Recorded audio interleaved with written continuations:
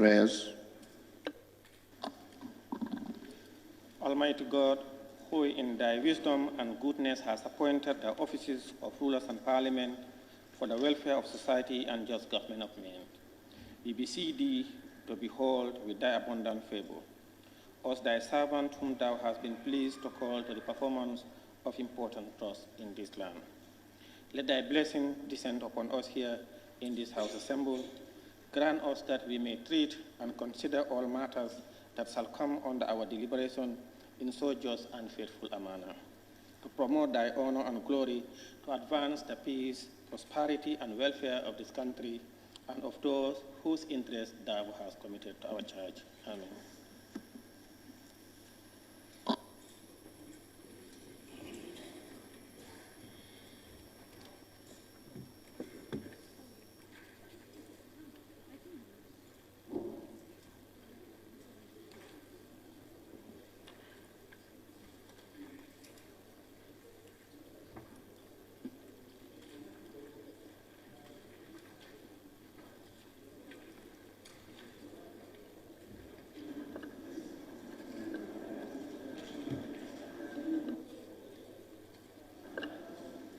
Clerk.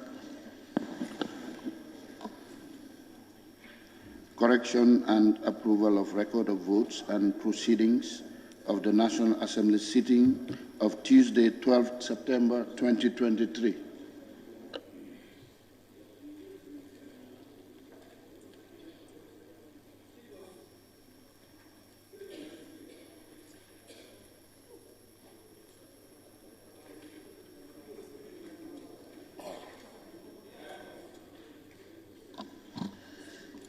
Thank you, Clerk.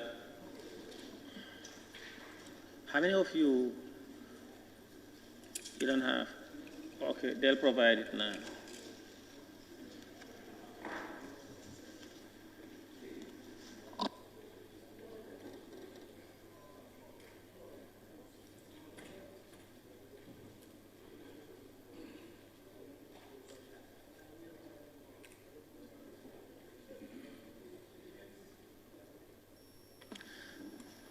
Honorable members, meanwhile, some want to be given 30 seconds, others 3 minutes, the like of Member Wuli is.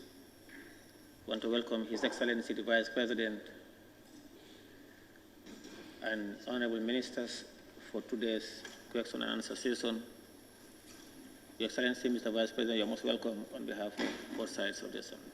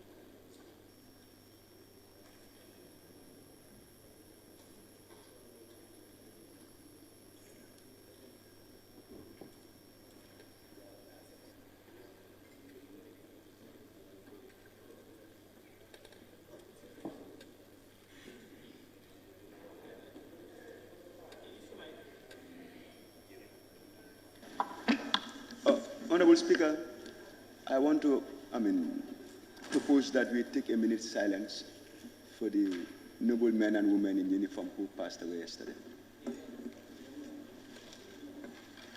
I propose we do that before we start.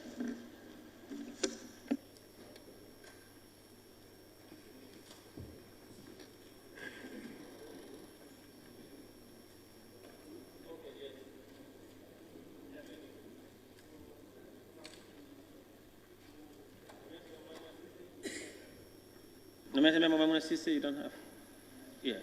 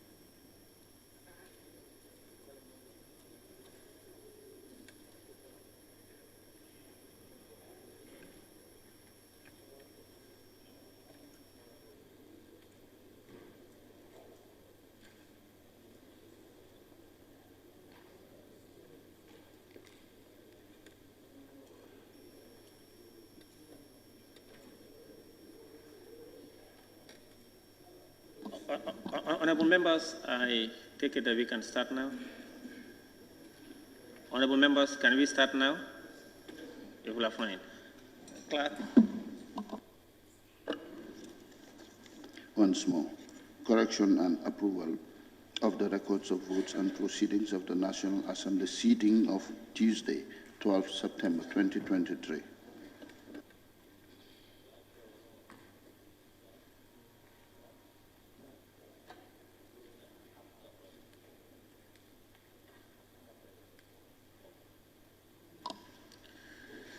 Honorable members, correction and approval of record of votes and proceedings of the National Assembly sitting of Tuesday, 12 September 2023. Honorable members, the record of votes and proceedings of the National Assembly sitting of Tuesday, 12 September 2023 is before us for correction and approval. Can any honorable member please move a motion for the correction and approval of the state record of votes and proceedings?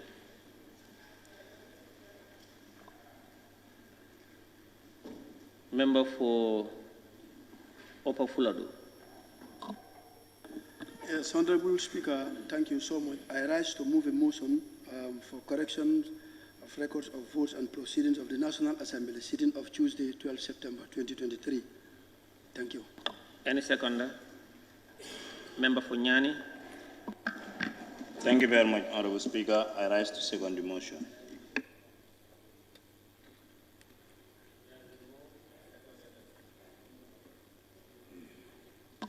It has been moved and seconded that the record of votes and proceedings of the National Assembly sitting of Tuesday, 12 September 2023 be approved. Any issue or issues and observation from honorable members may do so by raise of constituency tag, and we will begin by looking at page 1. Member for Jara West. Thank you, Honorable Speaker. On page 1, 6th Assembly of the Second Republic 2023 Legislative Year, second extraordinary session, votes and proceedings Tuesday 12. It's not second extraordinary session. Number, please. On top, the heading.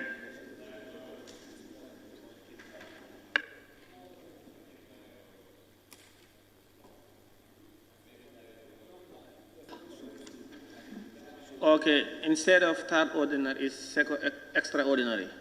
So, and also wherever it appears, members can note that wherever it appears, the extraordinary should be expunged to read third ordinary. Member for Nyanija. There is a mistake somewhere then, because me, I have the correct copy. 6th Assembly of the Second Republic, 2010. Wow. Page 1. All right. Any other issue or issues on page 1? In the absence of further issues, can we move to page 2? Page 2. Page 3.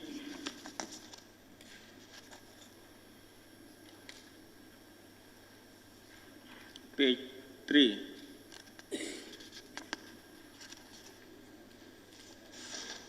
Page 4.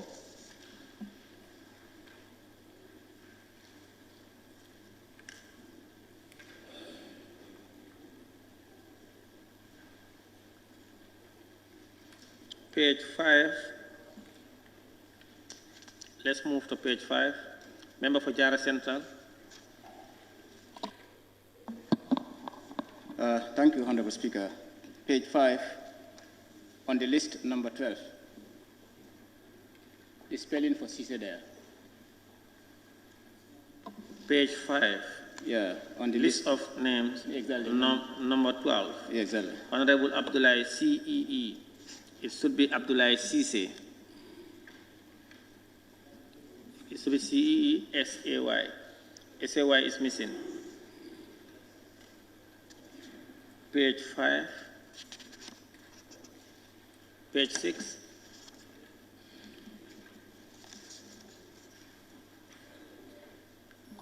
Page 6.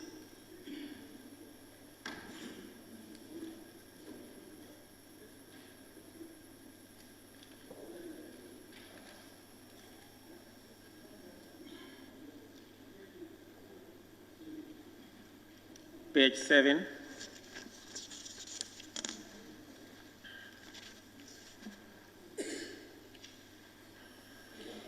Yes. Member for Central Badibu. Yes, please. Oh, did you pass page 3? Please, page 3. We can go back. The member for Central Badibu. Yes. You said the following members were absent with permission. Speaker, Fabakar Tombonjada, Honorable Fabakar Tombonjada. Who gave him permission? I gave him permission.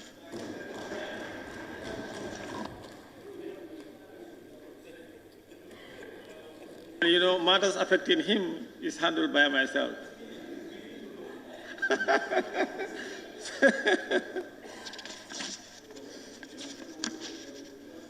Page 7.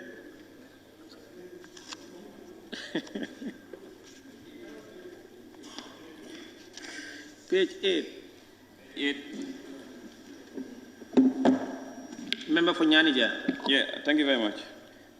Page 8, is this second to last paragraph, where you have Honorable G.B. Mbalo, member for Lower Flood West, seconded the motion and took part in the debate of the bill. It should be took part in the debate of the motion, not the bill.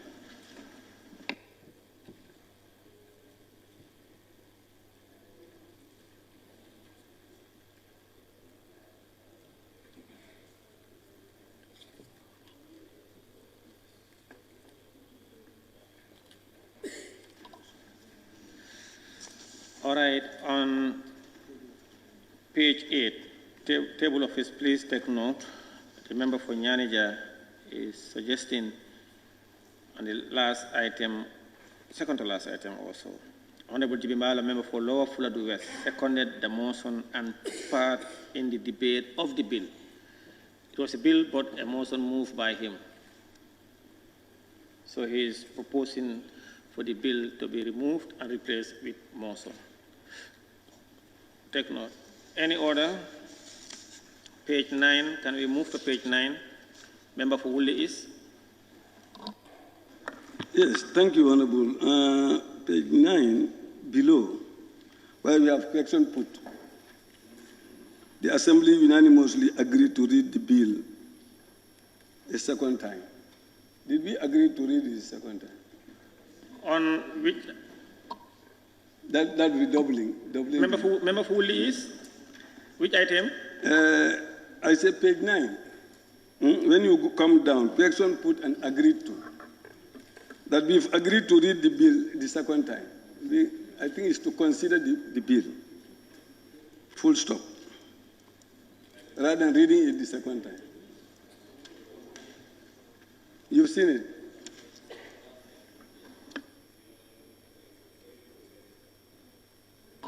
Page 9, second to last item on page 9, question put and agreed to. The member for Woolly is proposing, what you have is the Assembly unanimously agreed to read the bill for a second time.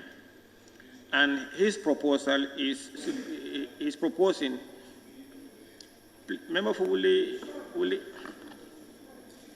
Yes, can I propose? Member for Woolly East, please, and member for Nyanija. Please. Can I propose? Yeah. A member for Central Badibu? Yes. The Assembly unanimously agreed the bill to be read second time. The bill to be read second time. Sorry. The Assembly unanimously agreed the bill to be read second time. There is counter proposal. Majority. Yes. Thank you very much. Majority Leader and member for Kantora. Yes, thank you very much. Where he said, I'm taking him back. Student of English are here. Honorable G.B. Mbalo, member for Lower Fladugu, seconded the motion and took part on the debate of the bill. It's correct. The motion was seconded, but debate is on the bill. The bill is not a motion, it's a bill. So it's correct in this form. Exactly. Yes. Yeah. The motion is seconded, but the debate was on the bill. It's correct. No. Please, order. Majority Leader, you are taking us back instead of addressing the issue raised by Woolly East. Okay, now let's deal with this thing first. Member for Woolly East. The member for Woodley East, can you please repeat your proposal, please? Proposal is just to consider the bill, rather than saying reading it.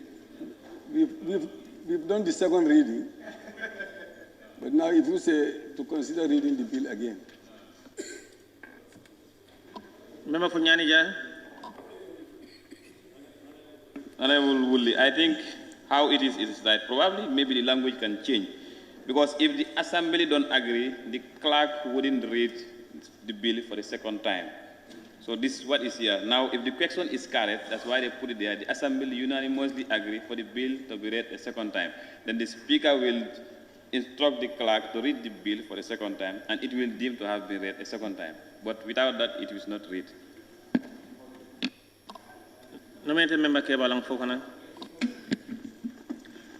Honorable Speaker, I think it is in order, and to justify that, I will refer the House to Standing Order Section 67, which did second reading. They didn't say consideration. So, by virtue of that fact, the write-up is in order. Thank you. Thank you. Honorable members, it appears that most members want it to be as it is. Is that correct?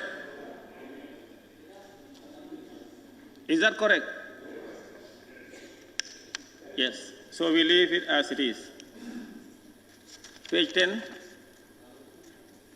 Yes, member for Nyamina West. Thank you. Page 9 still. On top of question put and agree where you have at the invitation of the Honorable Speaker, Honorable Amadou Kamara, member for Nyanija. Check the spelling for Nyanija. N-I-A-N-I-J-A.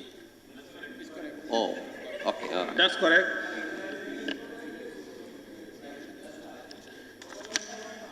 Page 10, page 11, page 11.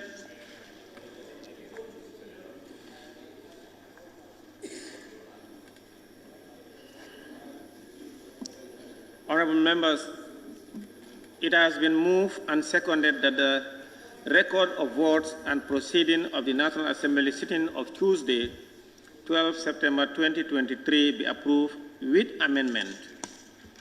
Those in favor, please say aye. Those not in favor, please say no. The ayes have it. Clerk.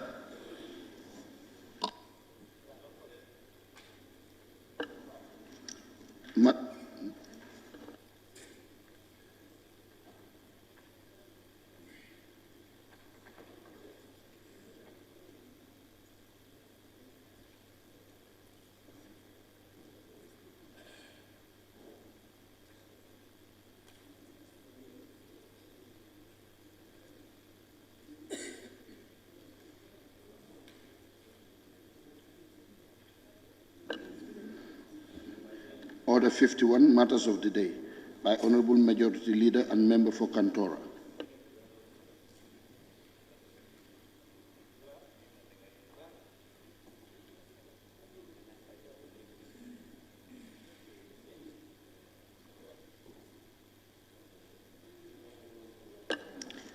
Matters of the Day, Standing Order 51, by the Honorable Majority Leader and Member for Kantora.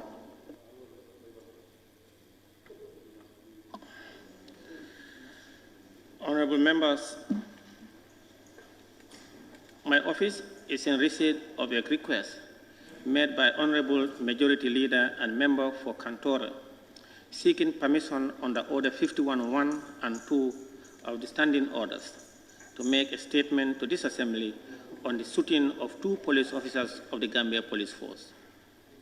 Honorable members, having considered the request of the Honorable Member on the provisions of Orders 51.3 A, B, C, and D, and 51.5, and noting that the request has satisfied the Standing Orders provision, I now grant the Honorable Member leave to make his statement to the Assembly. However, I wish to draw the attention of Honorable Members to Orders of 51.8 of the Standing Orders that the time allocated for the matters of the day shall not exceed 3 minutes for the honorable members who may wish to make statements, and the time allowed for the matters of the day is 30 minutes. Therefore, I also urge honorable members to observe Order 51.9 of the Standing Orders for Guidance. And as well, before calling on the honorable members, I want us to observe a minute silence in honor of the gallant officers who unfortunately lost their life. Before calling on the members, please, a minute silence.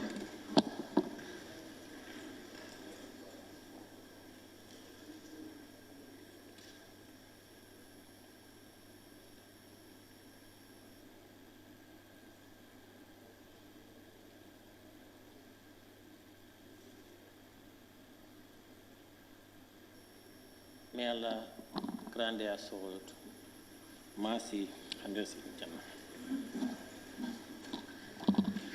I now call on the honorable member to make his statement to the Assembly.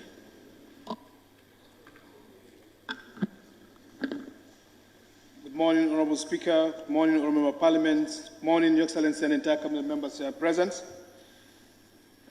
Honorable Speaker, I rise, under your permission, under Order 51A12, matter of the day with a heavy heart regarding a grave and deeply distressing incident that is shaking our nation, the killing of 2 police officers of the Gambia Police Force.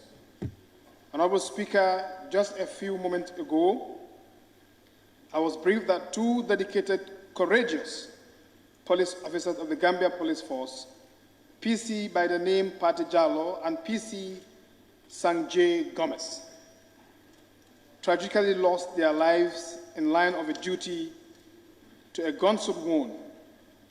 A third victim was double PC Nancy Zhao, is currently under medical care with her condition deemed critically and yet stable. These officers were patriotic citizens who had dedicated their lives to safeguard the lives of our citizens, were brutally gunned down by an unknown assailant yesterday night at Sukura traffic light. This heinous act of violence does not only claim the lives of these 2 brave individuals, but strike unbearably at the very heart of our new Gambia and our new renowned collective commitment to the rule of law, democracy, and good governance. Honorable Speaker, I condemn these senseless and act of violence and urge the executive to leave no stone unturned to bring the perpetrators to book. This country is our country of law, and this Assembly has the responsibility and moral duty to ensure that this doesn't descend into a jungle. Our thoughts and prayers go to the victim family and loved ones during this time of unimaginable grief, and I wish to urge the government to do all what it can to support the families of these young gallant men who lost their life in this tragic manner and be granted a befitting burial. I also call upon the Assembly to unite in condemning this act of senseless violence and to express our deepest condolence to the family of the fallen officers. As a government and people, we must reaffirm our commitment to a society based on rule of law, where our brave men and women in uniform carry out their duties without fear of such tragic events to save the citizens to conduct their daily businesses. The general public, I call upon you to cooperate with the law enforcement agency as investigations to this matter are ongoing. Do not harbor assailants, but rather provide police available information that can lead to their arrest and face the full force of the law. The Gambia belongs to all of us, and we cannot allow criminals to destroy our national pride, which is peace and stability. Let us all stand in solidarity with our law enforcement officers and collectively ensure that such an incident never occur again in our dear motherland.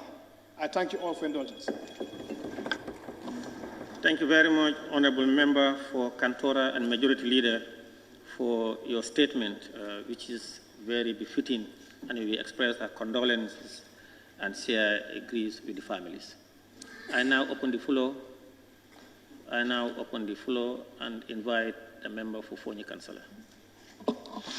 Thank you very much, Honourable Speaker. I hereby second the motion of the majority leader on this tragic incident.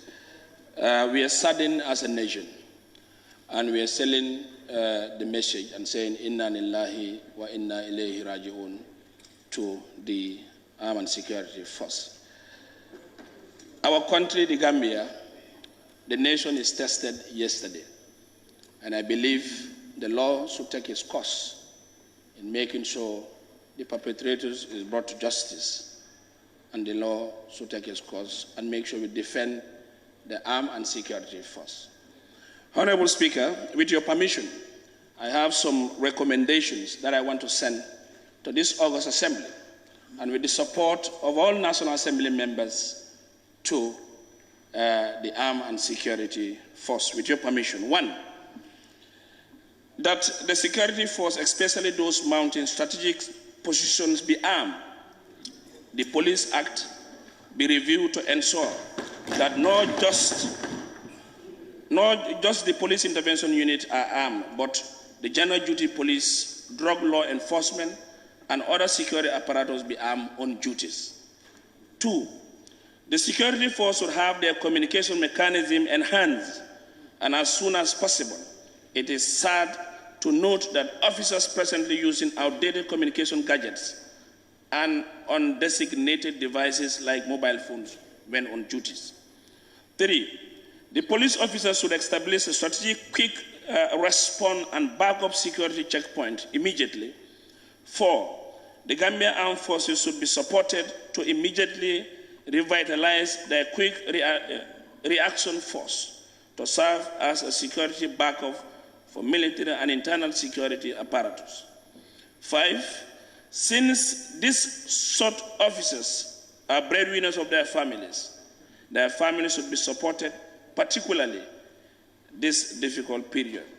Similarly, the injured victims should be immediately taken care of to restore their full health. Honorable Speaker, finally, I call on the Standing Committee of Defense and Security to summon an emergency meeting with the relevant stakeholders to map out strategies to protect our noble officers. I believe so. This will help us. And I believe as a nation, we should not take this lightly to make sure we defend the armed and security forces of this country. And it's sad as a nation, and we colleagues, we should be able to work together to make sure we defend the peace and tranquility of this country. I rest my say. Thank you. Thank you very much. I now recognize the member for Busumbala. Thank you very much, Honorable Speaker. Honorable Speaker, it's indeed with a heavy heart that we woke up and found ourselves in this strategic situation.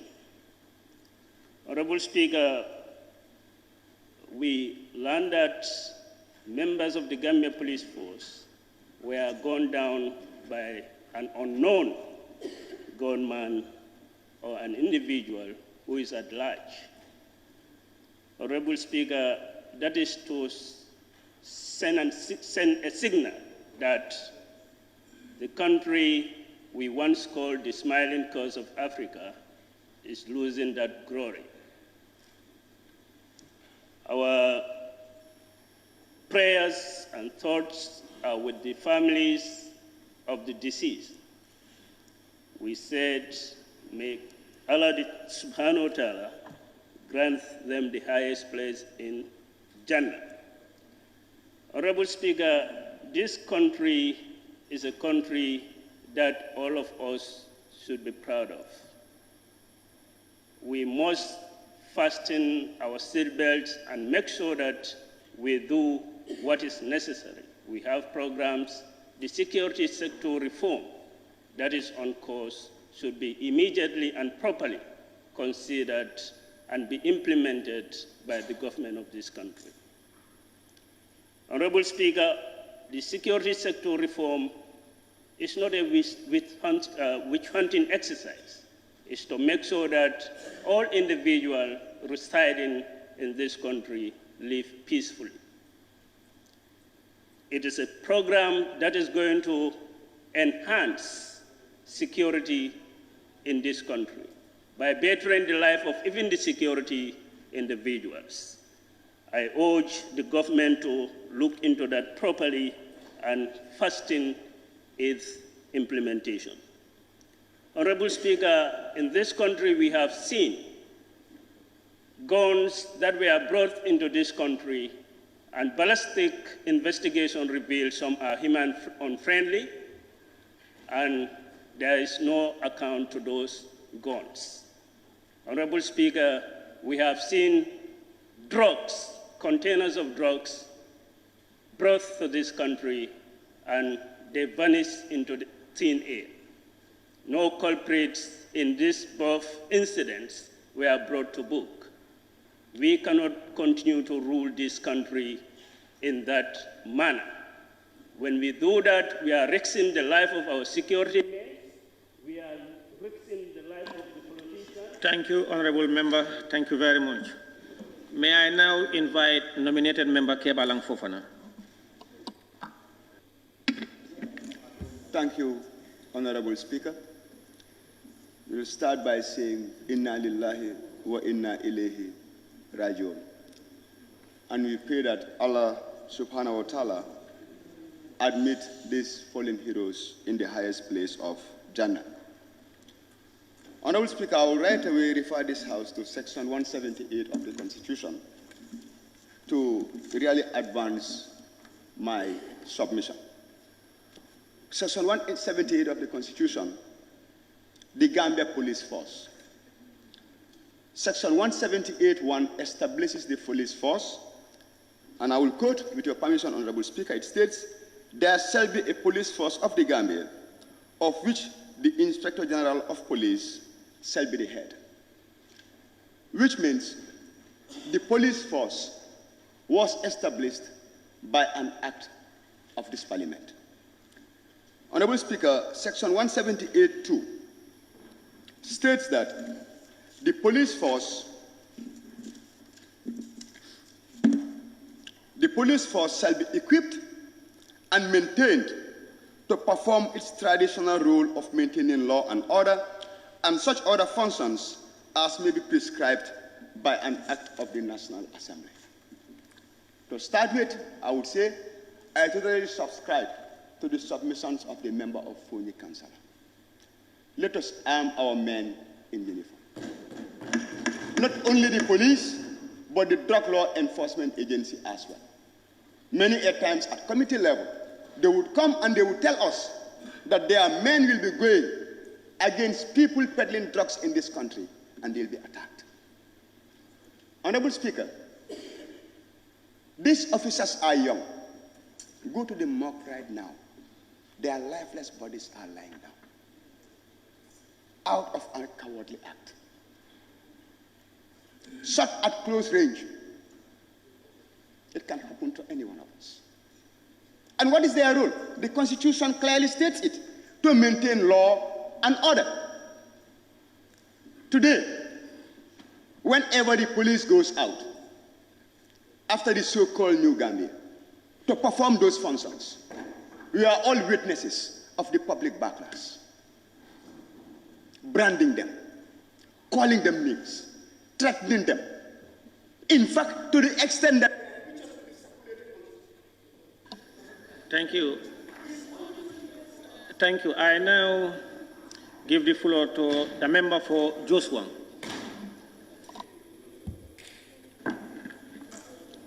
Thank you very much, Honorable Speaker.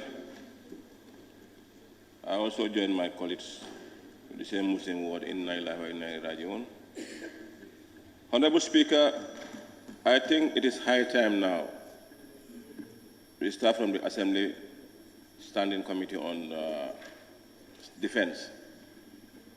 It is time we know our roles and responsibilities, not to be waiting until incident happens, we start acting. Let's act at the right time and regulate things. Honorable Speaker, The incident happened yesterday. It's not the first one.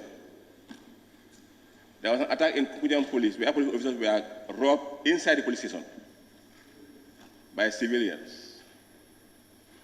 It started from where? From our own homes, our own kids, as parents. There is drug all over everywhere in this country, where young men and women are using drugs everywhere.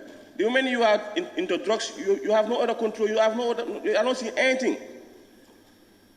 Those men who were when they are performing their duties,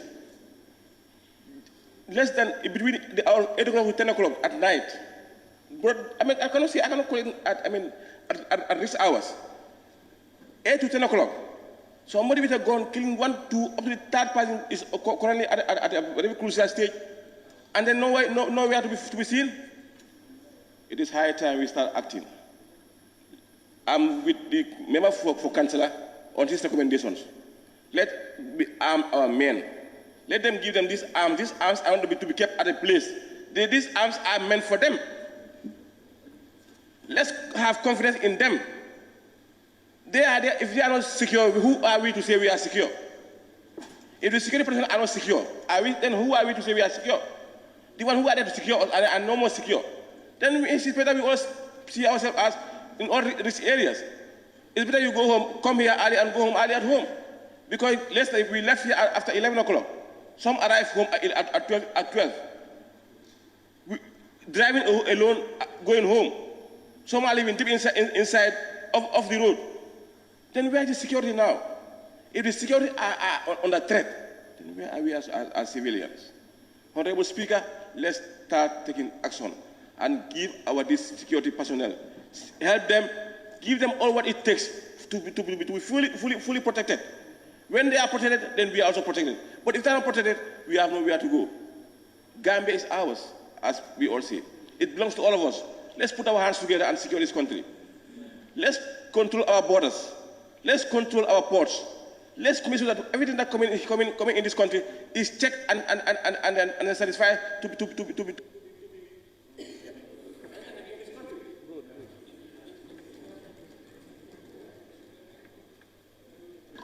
Member for Brikama North and Minority Leader. Thank you very much, Honorable Speaker. This is a national tragedy, a great loss to the nation. On behalf of the minority side of the National Assembly, I want to join the majority leader to extend our heartfelt condolences to the government of the Gambia, to the President of the Republic, to the Gambia Police Force, to the Inspector General, and indeed to the bereaved families of our dear lost one.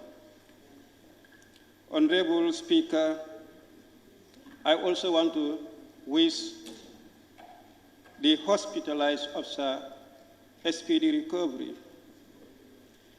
This act, as expressed by the majority leader, is indeed totally condemned.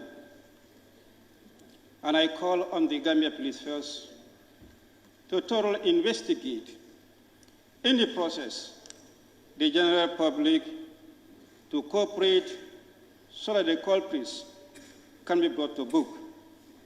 Honorable Speaker, if many uniforms can be gunned down in the street, it's quite worrying.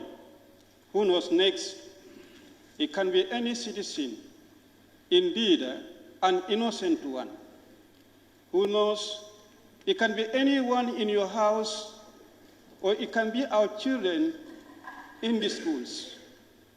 Therefore, this is very unique to the Gambia. We've been experiencing armed robbers attack, but that is act of robbery, but it's a totally different thing. Therefore, our men who should be out there to protect us, our lives and property, they need self-protection and defense. Our laws has to be looked into. How can they acquire that self-defense legally to ensure they act judiciously to protect themselves, defend themselves, and indeed our lives and property. Once more, I wish the lost ones, may Allah grant them place in Jannah, and I also wish the hospitalized a speedy recovery. Thank you. Thank you. I now invite the member for Lower Fuladu West. Thank you very much. Indeed, a sad moment for the country. I'm deeply touched and worried for myself. Closing here at 11 o'clock, and this incident happens sometime in 8 o'clock, meaning everybody at risk. I join my colleagues to send my condolences to the deceased family and also wishing the lady speedy recovery. I think the new Gambia, it's high time we borrow little idea from the old Gambia. These things were not happening some time ago. Now it is happening. I think we need to go back. It's very sad, very touching, and this is not the only thing happening. I urge Gambians for us to come together as one and fight some of the abnormalities that is happening. It's really touching. I'm really sad. But then, as a nation, this country belongs to all of us. And the trend that we are going, some time ago, I wrote on social media that some people put in the war against the PIU. And if this thing happens, anytime they say war against the National Assembly members, I will not come to this because I know it's going to be realistic. And then people should not be joking with something peddling. Because if you say war on PIU, after 4 or 5 days, they are being shot to death, we need to take matters very seriously. And then, punishments that are attached to culprits. You see, laws that we have to, Gambia is not an easy thing. I am urging the executive, especially the president, to change a little bit. Let him give us the bitter test of those doing wrong. This country have to move. And the people that are distracting this country, they should be put to book with the hardest punishment. If these people are caught, I don't expect them to be taken to prison. I am suggesting that we introduce back the death penalty. Thank you very much. Thank you. The member for Opanyomi. Yeah, thank you very much, Honorable Speaker, for giving me the opportunity. Honorable Speaker, Order 51 3B, where the proposed statement relates to a matter which is of exceptional public interest. And indeed, the matter before us today is of exceptional public interest. And the C read, whether the proposed statement relates to a matter which directly affects the people of the Republic of the Gambia. Honorable Speaker, what happened yesterday really affects the people of the Republic of the Gambia. It's a tragic event, which, first of all, shouldn't have happened in this country. And I seize the opportunity to express my condolences to the bereaved family and to pray that may Allah forgive their shortcomings and their final abode to be in Jannatul Firdaus, inshallah. And we wish the wounded officer a speedy recovery. Honorable Speaker, I just want to make a suggestion that you grant a leave to the boss head of the Assembly leadership to pay their condolences to the bereaved families and also to see the wounded officer in the hospital during the session. And on that note, I thank you very much for giving me the opportunity. Thank you. Member for Lower Salo. Thank you, Honorable Speaker. I also want to join my colleagues in this sad moment. But Honorable Speaker, fact of the matter is, Honorable Speaker, the way the country is governed is not the way we expect to be governed. Honorable Speaker, I also challenge the Commander-in-Chief, the CDF, and the Inspector General of Police. Honorable Speaker, we are worried as a citizens. Honorable Speaker, if the police officers are shot to death, how about me?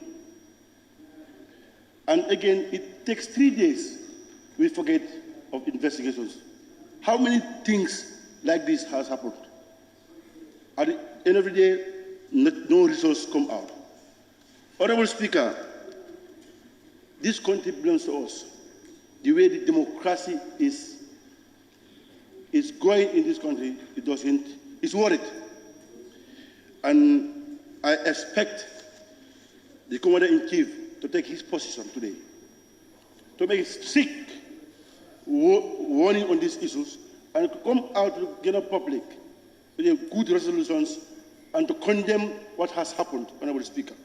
We cannot leave things as it is, Honorable Speaker. Honorable Speaker, our men in uniform, they are sacrificed, Honorable Speaker.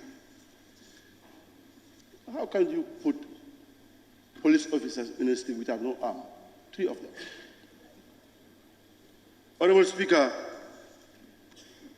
we cannot sacrifice our men in a street without nothing. At the end of the day, we come here with matter of the days and sympathies. The way it governs, it has to be stopped. Let us govern us right, Honorable Speaker. When you are assumed in position, we expect you to do what the people want it to be. But the way this democracy is going, Honorable Speaker, I am totally against it. During the former regime, these are not happening, Honorable Speaker. Let's speak the truth. It's better we have the dictatorship come back to our country. But the way things are going, I myself am not satisfied the way the government is taking it. Thank you very much. Thank you very much. I now invite the member for Latrikunda. Thank you very much, Honorable Speaker, for giving me the floor, and I join my colleagues to pay special condolence to the bereaved families. I also thank the mover of the matter of the day, Honorable Bele Tunkara. Me personally, I have never been more grief-striking than I am today for the fact that we lost our gallant men in uniform. Also to see their pictures all over social media, that is also very, very disturbing. I think these are some of the things we need to regulate. Me personally, I am not into armed and security men. That needs to be very strategic. You cannot arm every armed and security man in the country. Let's be strategic. We can only arm police stations, but every individual police officer to be carrying gun can also have some devastating consequences. So let's be very strategic about that. We can arm them with body cameras. Every police officer can be armed with body camera. That is very okay, but to arm every security man with gun is also devastating. It is very, very sad now the country is more reinforced into a team of security and a team of fear. This has been reinforced yesterday.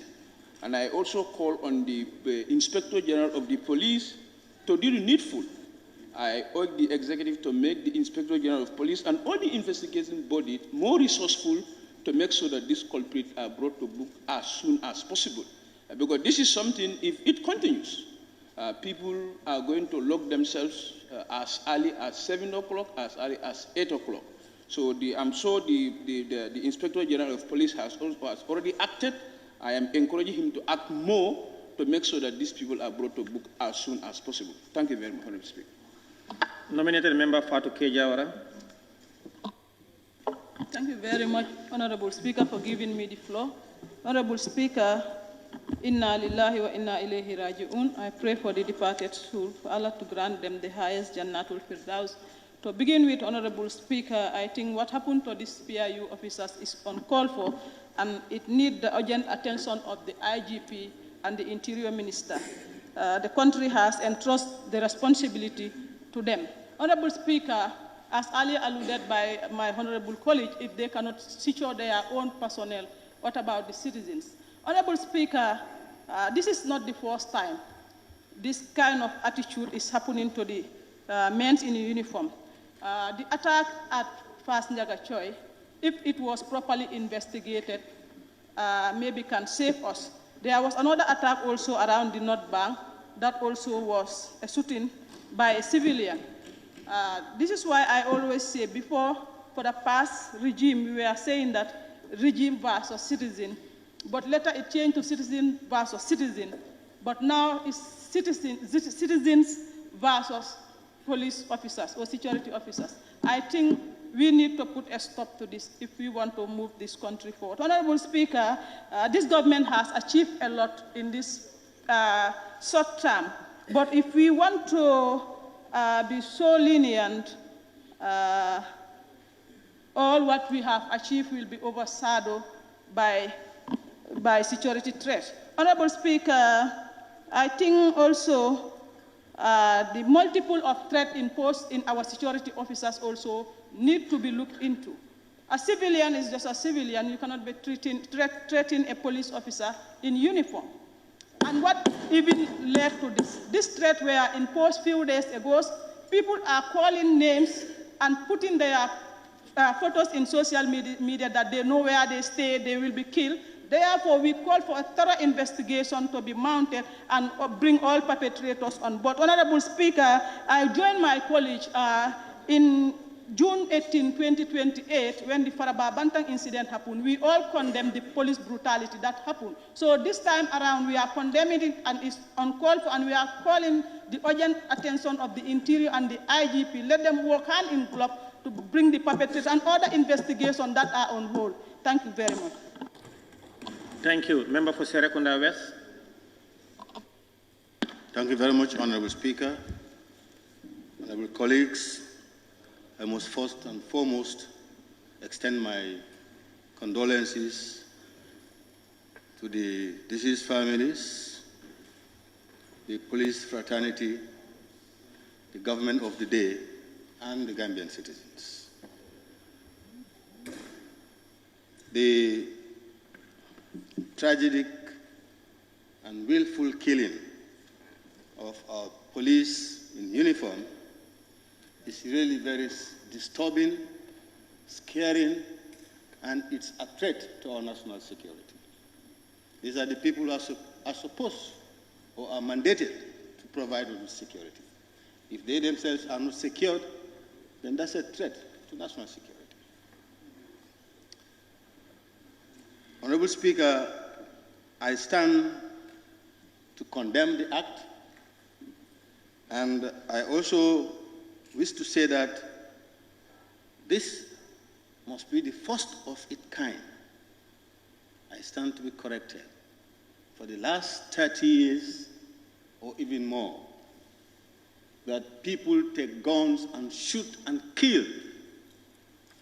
I know in the 70s it happened when Mahoney was gunned down, but that's a different scenario. So therefore, we must take the security of this country very seriously, and there are units and departments that are charged with those responsibilities. So we'll just urge them to redouble their efforts so that we can continue to live in peace. Honorable Speaker, I would encourage the police not to leave any stone unturned, and for the cooperation of the citizens to get the culprits to book, as the mover alluded to. I pray that Allah have mercy on the departed souls. Member for Nyanija. Thank you very much, Honorable Speaker. And I equally want to thank the Honorable Majority Leader for bringing up this matter of the day. And equally join my colleagues to say Inna Lillahi wa Inna Ilayhi Raji'un.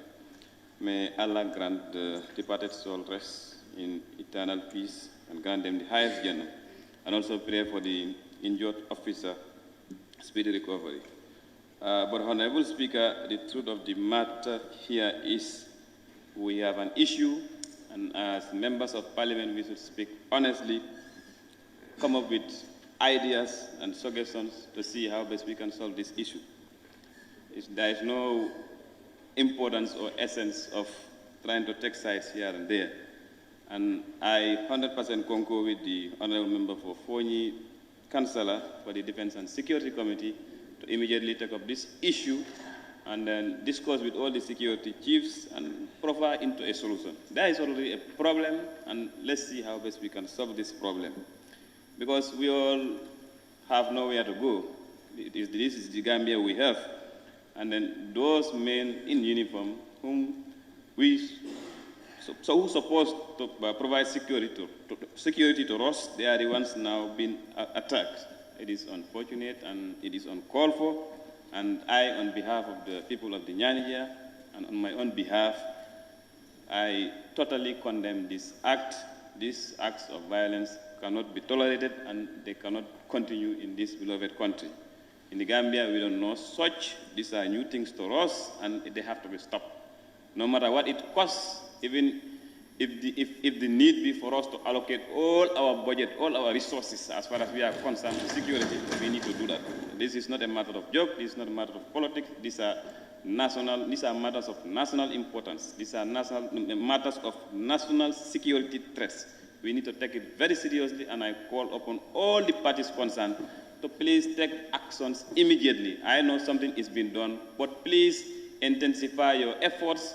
Make sure you allocate resources to whosoever needs to do A, Y, B, and C to make sure these perpetrators are put to book. We don't have time. Time is running against us because, as the Honorable nominated member says, this government have made great success in this country so far. But these little issues can tarnish the entire image of this government, be it national, be it international. So this thing cannot be taken lightly. We have to act, and as members of parliament, we should join the crusade to make sure we condemn this and provide into solutions. Thank you very much.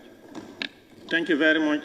Time is our enemy at this point in time, but I will, among the list that I have, our two ladies will definitely make to my list before I draw the curtain. Nominated member Maimuna Sise. Thank you so much, Honorable Speaker. I would like to join my colleagues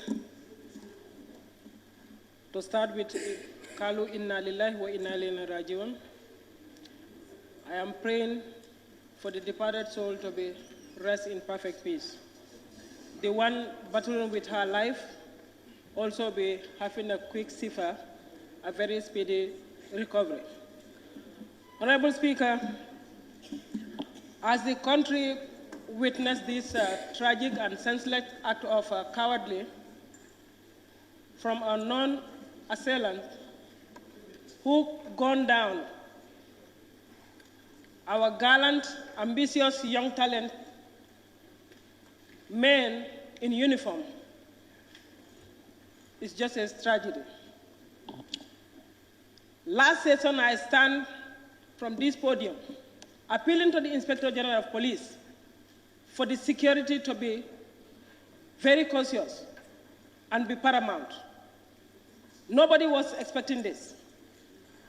But if our men in uniform are not secured, who do we? We are more at a threat than the security. The whole entire nation is at risk. Honorable Speaker, I will go by section 178 of the police force. The police force shall be equipped and maintained to perform its traditional role of maintaining law and order, and such other functions as may be prescribed by the Act of the National Assembly, Act number 6 of 2000. Honorable Speaker, if the law has empowered the police forces, what are we waiting to arm them? What are we fearing against our police officers? There is nowhere in this world when the police officers are on duty, they will not be armed. According to the narration, what happened yesterday, the eyewitnesses, when you go to the forums, you had so many informations. When this tragedy happened, should in case the other rest of the police officers around the incident, somebody could have gone down the same man who would silently kill our cold-blooded police officers. Honorable Speaker, I'm joining my voice to my honorable colleagues who are calling for our members to be, our police officers to be armed. The security fraternity itself needs to be armed. This country needs to be protected by the criminals who are about to consume this country. This country is a peaceful country, but the too much of leniency in our democracy is harming us.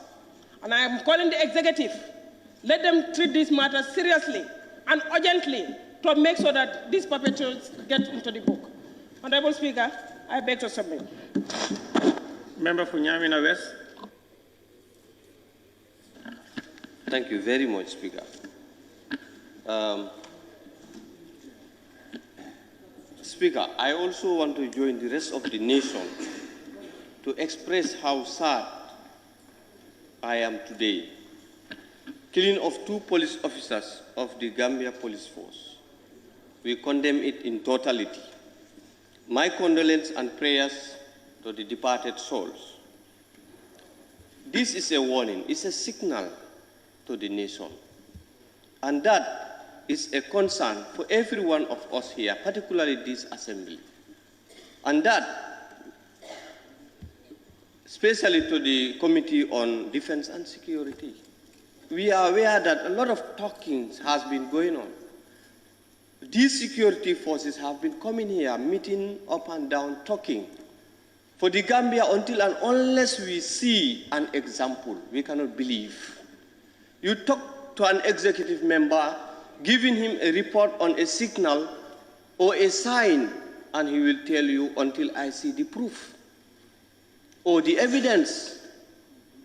Sometimes when you see the evidence, you cannot do an action. And some of those evidence will now finish you at once. The evidence you are waiting will sometimes be the evidence to finish you at once. So you don't have to sit to wait for an evidence. Find out this evidence once you have a signal.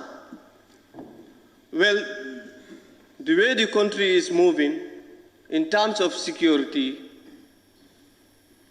we are all fearing. Yesterday, some of the NAMs had to look for escorts before they reach their homes. Nyanija was one. Nyanija. All Yundum. So, anyway, we have to capacitize these PIU officers, especially the crime unit, and give them the materials they need. It's a constitutional requirement. Give them the materials they need. Transportation, communication are all key. But, like I said, the parliament, again, we were aware that 40 vehicles, can you put me correct, were given to the security. Did you make a follow-up to see how they were distributed? Were they going for the top men? Were they going for the line function commandos who will just get up and follow criminals? Were they used for family matters? Do you know? No. Fuel, we give monies. Some of the officers that should follow those criminals are not having fuel. Finally, I give the floor to the member for Sanementary.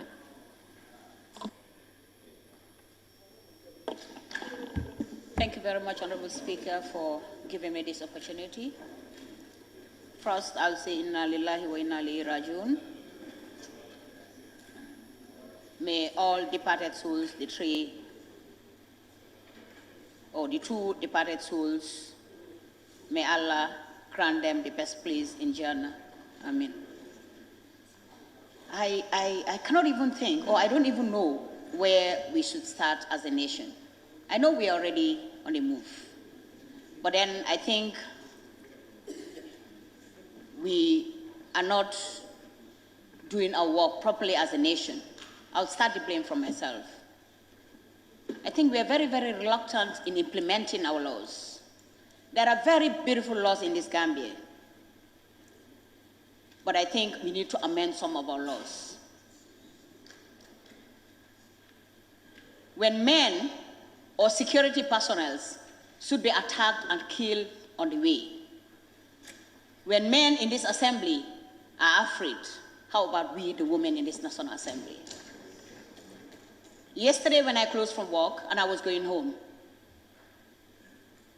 it was only when I arrived at the roundabout at the Jabang traffic light. This incident happened in my own constituency and of course in my hometown, Sukuta. I'm a native of Sukuta, but I live in Jabang. So only when I arrived at Jabang Turntable and I found that there were a lot of people, and I stood and asked, what is happening? And just a little boy had to respond and say there was an attack. Someone shot down 2 police officers. And in fact, the guy could not even be caught. This is serious. I think we need to amend our laws. I was even afraid to drive home, and I was with my little kid. Who knows who will it be again? Will it be me? Or should it be Maimuna, Honorable Maimuna, or somebody else in this assembly? I think we need to secure ourselves by, may God forbid, we need to secure ourselves by arming our security personnel. When it comes to budget session, the Defense and Security Committee will be receiving guests who will be giving explanations about how their budget should be considered, or their budget line should be considered without deducting any budget line. There will be a lot of explanations, but when those budget, or when that budget is approved, who knows how they are implemented? I think we need to look at this properly. And I'll advise the security. Thank you very much, Motion. Honorable. Motion. Thank you very much, Motion, please, Honorable Speaker.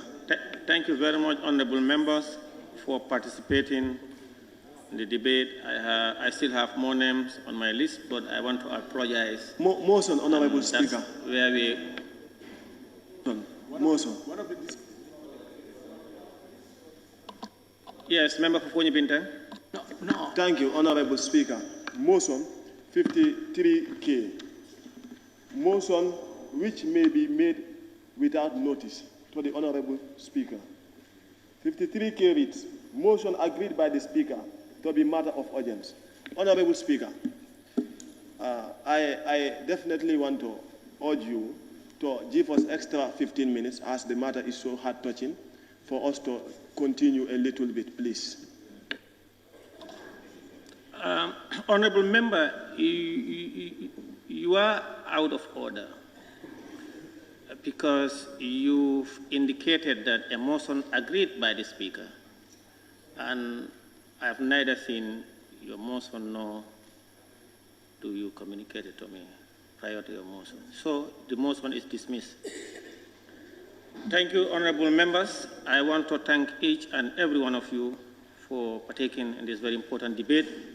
And on behalf of all of us, we extend our condolences to the families and continue to pray for the departed soul and encourage our men and women in uniform and salute them for the services they continue to render to this country under very difficult conditions in terms of human resource, materials, and everything. And that is just what the honorable members, your very self, recognize. And thank you very much. Yes, the member for Birkama North and Minority Leader.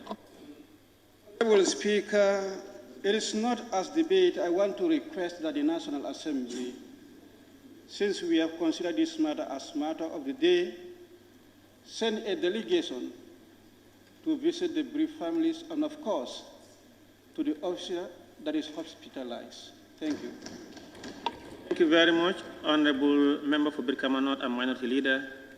I was coming to that at the end of my brief comment because the member for Opanyomi in his contribution also appealed that I grant a leave for some members of the National Assembly to represent the Assembly or all of us at a date and time that is convenient to most.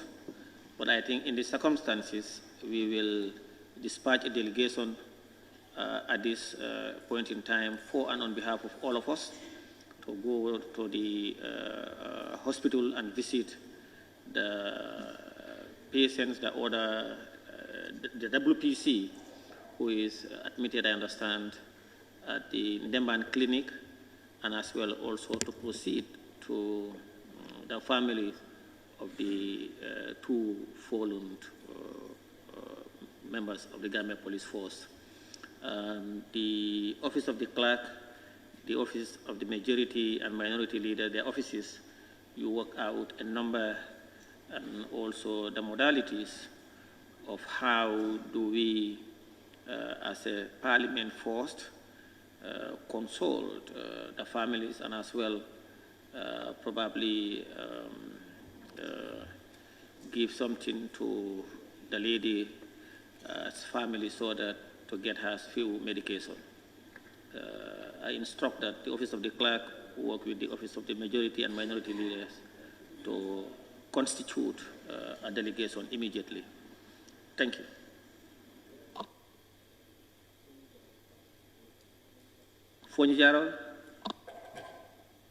Thank you, Honorable Speaker. It's very unfortunate. I hope the Office of the Clerk is doing that immediately. I just want to inform you, one of the deceased is from my area, and then it's unfortunate that I did not have the opportunity to make few remarks, because it's a sad moment for my people and a sad moment for myself. But I wanted to appeal to be given just few minutes to give my remarks about the incident. The nation is mourning. It's not only a member who probably one of the deceased come from. I'm sure the other one also come from another constituency, and the victim as well. But the matter of the day, those who contributed, they did for and on our behalf. And by extension, I also said those who could not contribute, because almost everybody's name is on the list, but because we are constrained by time. And I want to extend our condolence to you and also to all other colleagues who probably might have them in their constituencies. Thank you. Clerk, we may proceed. Thank you. Questions for oral answers. Standing orders 36 and 41. The Vice President of the Republic, His Excellency, Mr. Jan. Honorable members, as per the order paper and order 41.1 of the standing orders, today is questions for oral answers. Furthermore, as a reminder, clause 43 of the standing orders limited supplementary questions to 7 in total, 2 for the honorable member asking the question and 5 among other members. Therefore, we will proceed with His Excellency, the Vice President, and honorable ministers scheduled for today to give their oral answers. Thank you. Clerk, we may proceed. Question for oral answers. His Excellency, the Vice President. Questions for which due notices were given to His Excellency, the Vice President, by members for oral reply. Your Excellency, you may please move to the podium.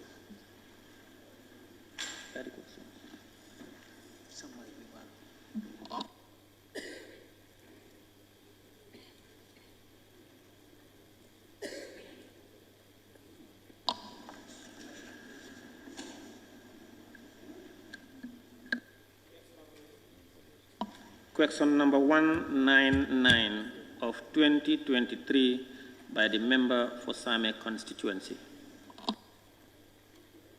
Thank you very much, Honorable Speaker, for giving me the floor. Honorable Speaker, the villages and dwellers of Same Siruwakunda catchments find it difficult to reach each other, access health center, schools, by students due to the poor drainage caused by erosion. Could His Excellency, the Vice President, inform this August Assembly if his office is aware of this? If so, what plans are in place to address this problem? Thank you very much, Honorable Speaker. The situation between Same Surakunda and the catchment area have been brought to the attention of the Office of the Vice President. We are aware that erosion has caused damages to the road, and the National Disaster Management Agency had dispatched a team from the National Roads Authority to survey the site. The team has done a design and prepared a bill of quantity for a culvert that needs to be installed. A contractor has been identified and work will begin soon. The Executive Director of NDMA and team had visited the area to consult the community on the implementation strategies. Thank you very much. How soon? Honorable Speaker, like I said, the work has already been done, and the executive director, he was actually on the, in fact, I think he has returned. He was on the ground to look at how far they are, and money has already been available, made available.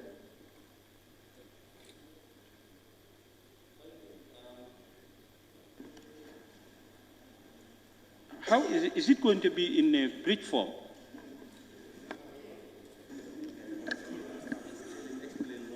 Honorable Speaker, like I said, they are going to construct a culvert. A culvert means that will allow the water to pass under the bridge without affecting the road. Thank you very much. Any other supplementary? Member for Brikama North and Minority Leader. Your Excellency, the Executive Director has returned from Sami. Upon his return, has he provided any report to you, a written one for that matter? Honorable Speaker, with your for the information of this National Assembly, we are actually having a meeting today after this. In fact, we should have had the meeting this morning, but because I've been summoned by the National Assembly, we have pushed that meeting for 3 o'clock in the afternoon. So that's when we are expecting those reports. Thank you.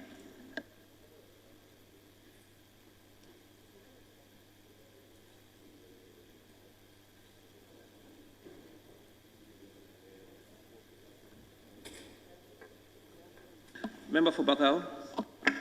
Thank you very much, Honorable Speaker. Honorable, Your Excellency, you've indicated that money is allocated for the construction of the bridge. Don't you think you should specify how soon the works will begin? Honorable Speaker, like I said, the contract has already been awarded. That means that the contractor is working with the community to see how they're going to start work. It's already awarded.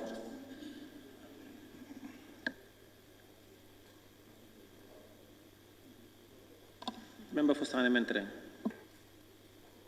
Thank you, Honorable Speaker. Your Excellency, the Vice President. Could you kindly tell us, August Assembly, how long do you intend the work to take? Do you intend the work to get finished? Thank you. The time frame. Thank you very much, Honorable Speaker. At this point, I don't have the details because, like I said, they are supposed to report today in the afternoon. But actually, I'm sure the honorable member for Same knows that we have been discussing this for quite a while. And when he mentioned it, I had even already given directive for the executive director to go and assess the place, even before money was made available. Thank you. Any further supplementary? Member for Central Badibu.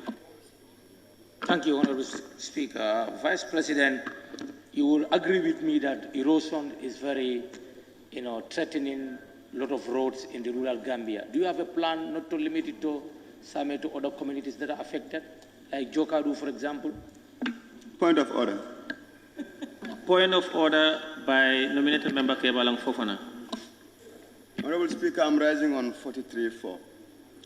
A supplementary question shall not be in order if it introduces matters not included in the original question and the answers provided. Honorable Speaker, this particular question was specific to Sami Shruwakunda, and the responses received from His Excellency the Vice President were apt and specific to that community. The honorable member is generalizing it. Thank you. Honorable member for Central Body, what was your question? Honorable Speaker, the question was talking about erosion. No, your question, I mean your supplementary question. My question was whether the Vice President have any other plan to look at this erosion situation, not only Same, but the surroundings or the other communities. Yes, I'm talking about erosion and okay, sit down. Thank you, the sir. response tells us that poor terrain okay, sit down. Other areas. No, that question is ruled out. It's out of order. Order sustained. Any further supplementary?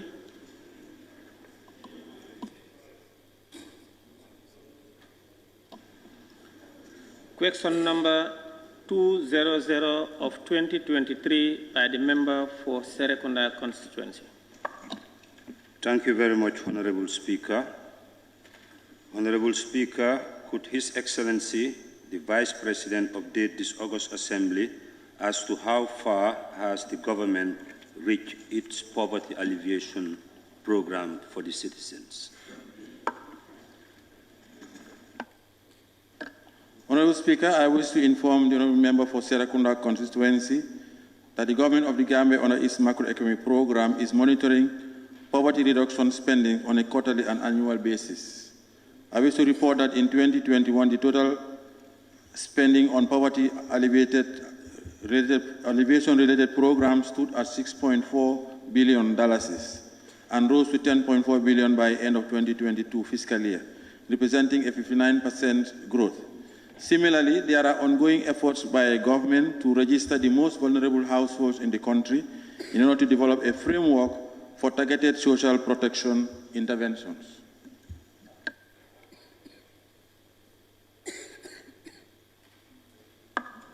Thank you very much, Your Excellency, the Vice President.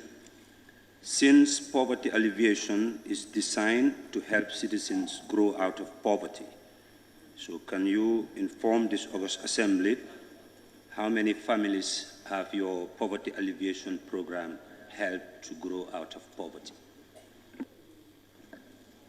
Honorable Speaker, I wish to inform this August body that there used to be a poverty alleviation program. What the Minister of Finance does is to identify items that are used to reduce costs for families. It is now with only the social protection program that we are now going to target families. That's why the registration is being done. And as of now, I think about 80,000 households have been captured in the register. The idea is to capture the whole population of this country to identify vulnerable people and then target them directly. I think until that time, we cannot be able to tell you how many households are supported directly.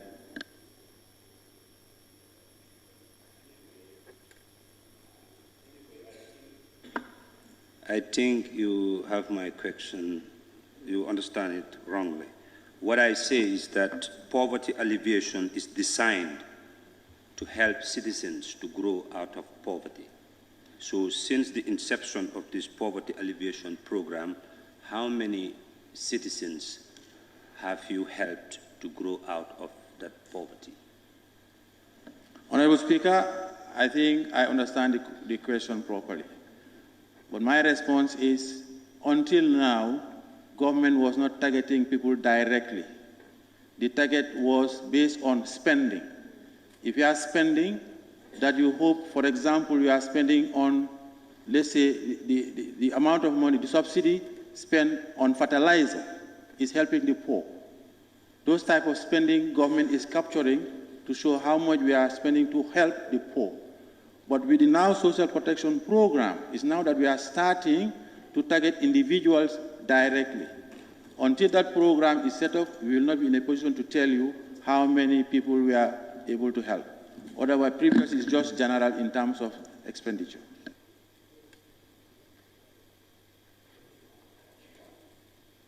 Member for Fonyi Bintang. Thank you, Honorable Speaker. Excellency the Vice President, with poverty alleviation program, when will poverty be totally eradicated from this country? Thank you very much, Honorable Speaker. I think the government will continue to efforts to reduce poverty in this country. Thank you. Member for Woolly East. Thank you very much, Honorable Speaker. Thank you very much, Honorable Vice President. Honorable Vice President, since poverty must be identified, those who are poor must be identified, and the Social Protection Secretariat is doing the registration.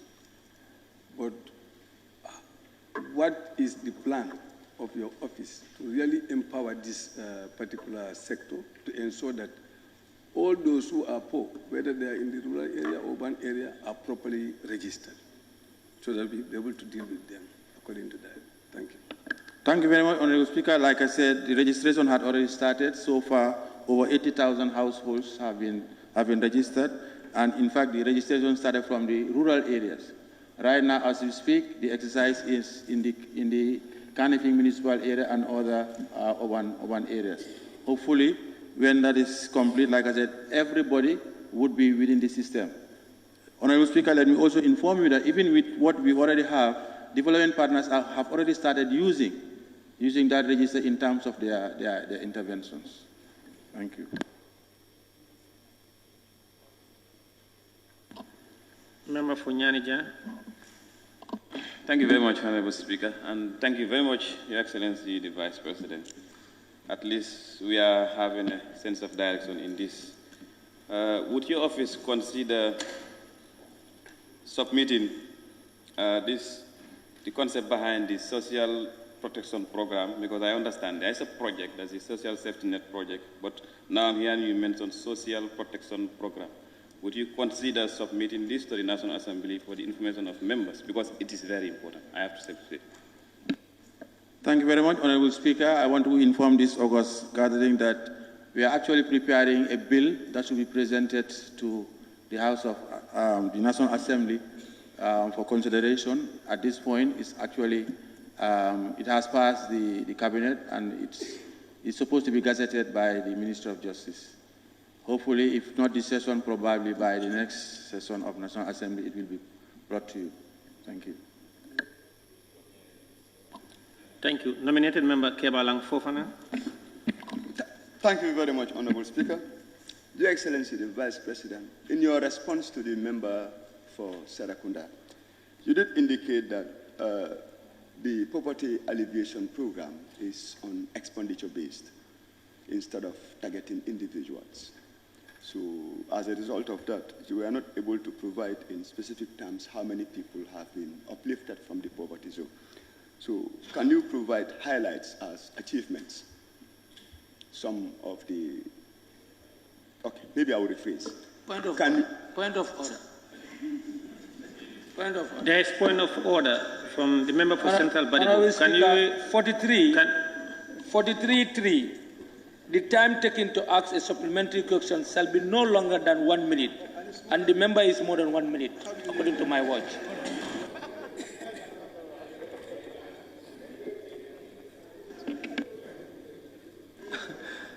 Please, nominated Member Kebalang Fofana, go ahead. Thank you. I'm rephrasing. Can you provide indicators to this Honorable House as to the achievements the poverty alleviation program have realized through the targeted expenditure benchmark? Thank you. Thank you very much, Honorable Speaker. Like I said earlier on, since the beginning of the PRSP, that was the beginning of the poverty alleviation program. Like I said, what the Minister of Finance used to do is just to earmark on the budget poverty expenditure. That was what was happening, just to show how much money is being spent on poverty-related activities. All right, that was why I gave the figures. That rose from 6 billion to 10 billion. All right, but now, like as you rightly said, that is not identified the individuals. Because if we do subvention in terms of fertilizers, you are not showing how many families have benefited from that subvention. All you can show is how much money has government spent on that subvention. But now with this social protection program, you'll be in a position to identify the families that we are supporting directly. Thank you. I now recognize the member for Lower Badibu. Thank you very much, Honorable Speaker. Thank you, Honorable Vice President.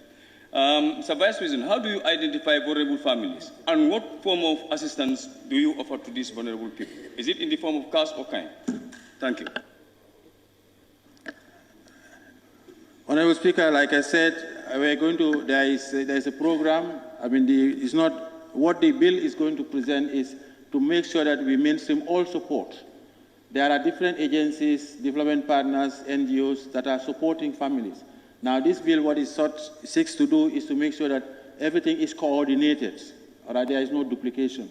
And amongst them, of course, there is going to be some set criteria, that they are going to agree before they start disbursing.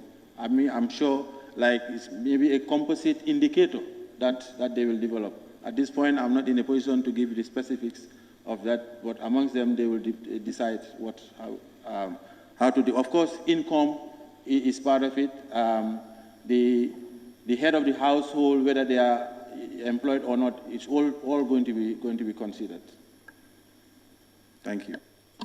Thank you. Question number 201 of 2023 by the member for Serekunda constituency. Thank you very much, Honorable Speaker. Honorable Speaker, could His Excellency the Vice President clarify as to who is doing the dredging of the water canal that flows from Abuko to Kotu Stream via Serekunda London Corner?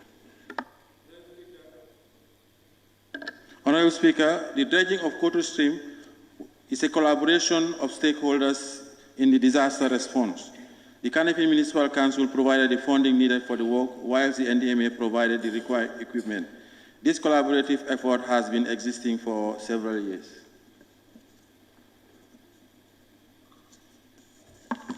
Thank you very much, Honorable Speaker.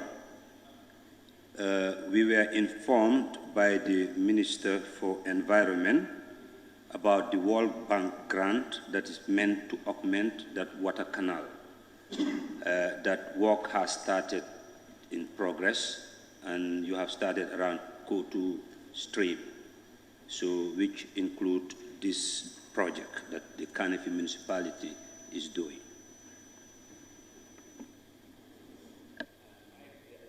That's my question. My question, I can rephrase it. The reason why I asked for this question will be because we were told that the World Bank grant, which was meant to augment the water canal, has started. So for the purpose of clarity, I asked this question. So when will that World Bank project start to augment the water canal? Thank you very much, Honorable Speaker. I think the question is valid. There are two issues there. I hope you will recall that before the start of the rains, I had led a team, including the Minister of Environment and the MA and other members from Kanifing Municipal Council to look at these sites and see what needs to be done before the rains start. There are two aspects. The dredging itself is not part of that project that you have mentioned. That's the dredging, because we felt that we needed to do the dredging straight away so that when the rains come, there's not going to be the flooding that we had the year before. But what the project is doing is actually going to do the construction. It's basically like construction of the canal, which maybe the Honorable Minister of Environment can provide more details on that. But that is separate. That is not part of the dredging. The dredging is one, which is a collaboration between NDMA and the Kanifing Municipal Council, not just the Kotu Street, but other areas that we have looked at, including Ibo Town. But the construction that is going to be done, that is to do the sides of the canal itself. All right? And of course, including some demolition work that also needs to be done along that canal. That is going to be part of the project under the Minister of Environment. Thank you. Thank you very much. This project I'm talking about, we have been following this project, and we were told it has now been shifted to your ministry, to your office, sorry, rather. So can you confirm? Honorable Speaker, as far as I understand, the project has not shifted to my office. We are all part of, there's a whole team. There's a whole team as far as disaster management is concerned, and the Minister of Environment, Honorable Minister of Environment is actually part of that team amongst other ministers, including Minister of Local Government and Land. Yes. But like I said, there are different activities concerning that canal, but they are separated. But the project is still with the Minister of Environment.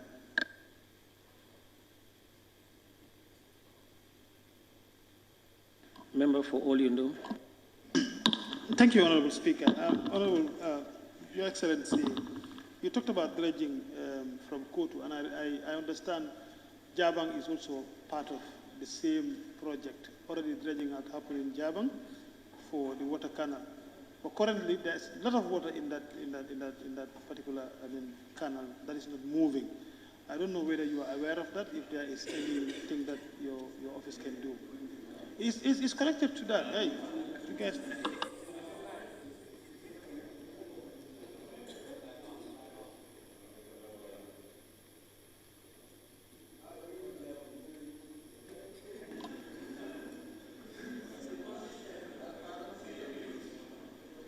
Abi, what's your question, Oliundum? The question from the member of Serekunda is talking about, the canal in Kotu. So I am connecting it to Jabang because it's the same problem. It's the same problem. It's the same canal. No. But it's the same project, Honorable Speaker. No. Please. Thank you, sir. Yes, some part of it is the same project. Who is using the mic? Please, don't do that.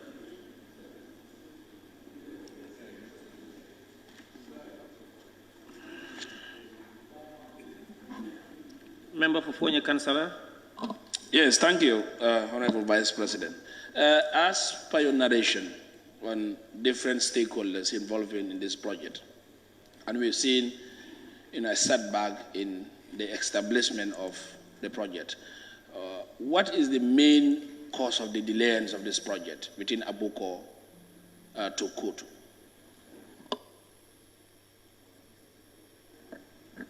Honorable Speaker, I'm not sure whether the question is about the project on the Ministry of Environment or the dredging. The dredging, like I said, Honorable Speaker, is, like I said, we just dredge. The work that is required at that canal is huge. In fact, it will be interesting to know that there are a lot of construction onto the canal itself. That requires demolition. But because government does not have the money for compensation at this point, we cannot go ahead with that demolition. But there's a lot of demolition work that needs to be done. Thank you. Member for Bunno Kakunda. Thank you very much, Honorable Speaker, Honorable Vice President. Could you just update us about the same canal, because it's from Abuko right to Bundung to Kotu, about the canal, whether there is any demolition, like whether they identify homes that should be demolished, and if they are to be demolished, do they have the specific number of homes along that canal? Please, thank you. Honorable Speaker, like I just, in my response to the member for Fonyi Councillor, there are lots of structures that are 100% on the canal that requires demolition. There are other structures that maybe part of it are within the canal. Right? We have to understand that people move into the canal, and that is the cause of the problem. But because the amount of demolition that is required is so huge and is going to require a lot of compensation, that's why government has not started along those lines yet. But first of all, we need to get the funds, make the funds available for compensation before we start the demolition. Because if you demolish and you don't have the money for compensation, then it will cause another uproar. Thank you.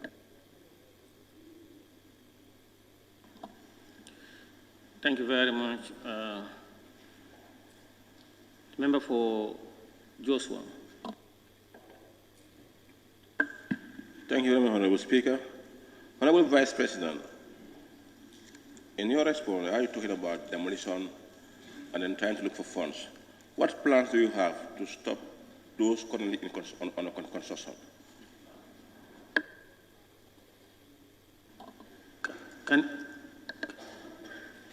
What's the question? Can you repeat your question, please? Yes. He talked about demolition, those within the canal.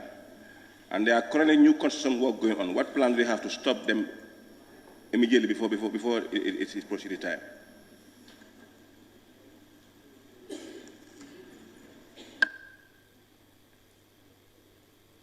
Your Excellency, you may go ahead, please. Thank you very much, Honorable Speaker. I think the solution is just to uphold the law, basically.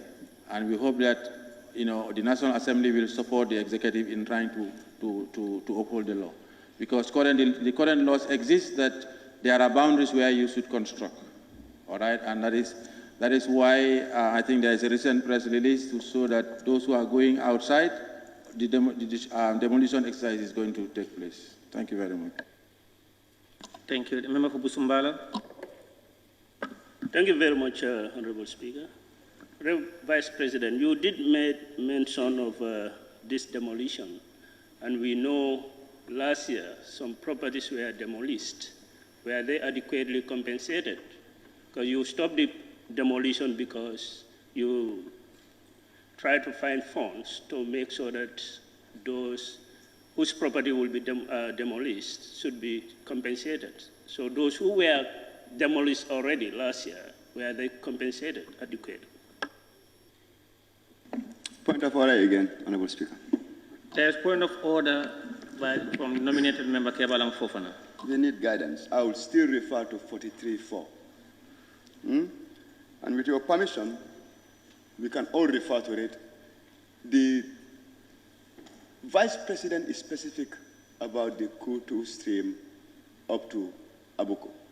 And in his response, there was nowhere that he indicated that demolitions were done. The demolitions the Honorable Member is referring to is in Java. The two are not related. Thank you. Order, point of order, sustained. The question is ruled out.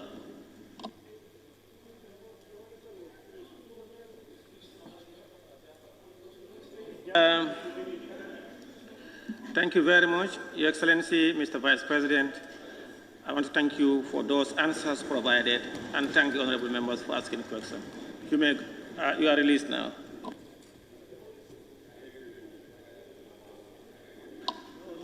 Honorable members, in accordance with Order 14.3, I hereby vary the order paper and invite the Minister for Digital Economy, Minister for Communication and Digital Economy. Clerk, let's proceed.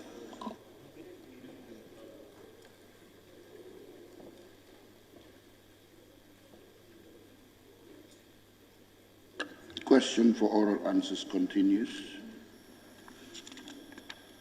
The Honourable Minister for Communications and Digital Economy.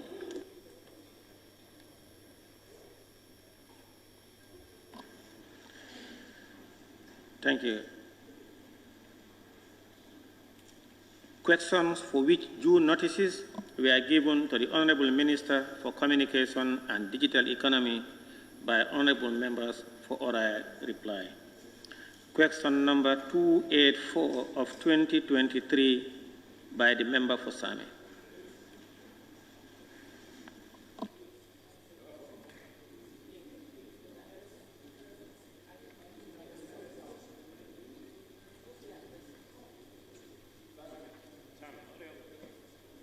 Honourable Minister, give me a few seconds.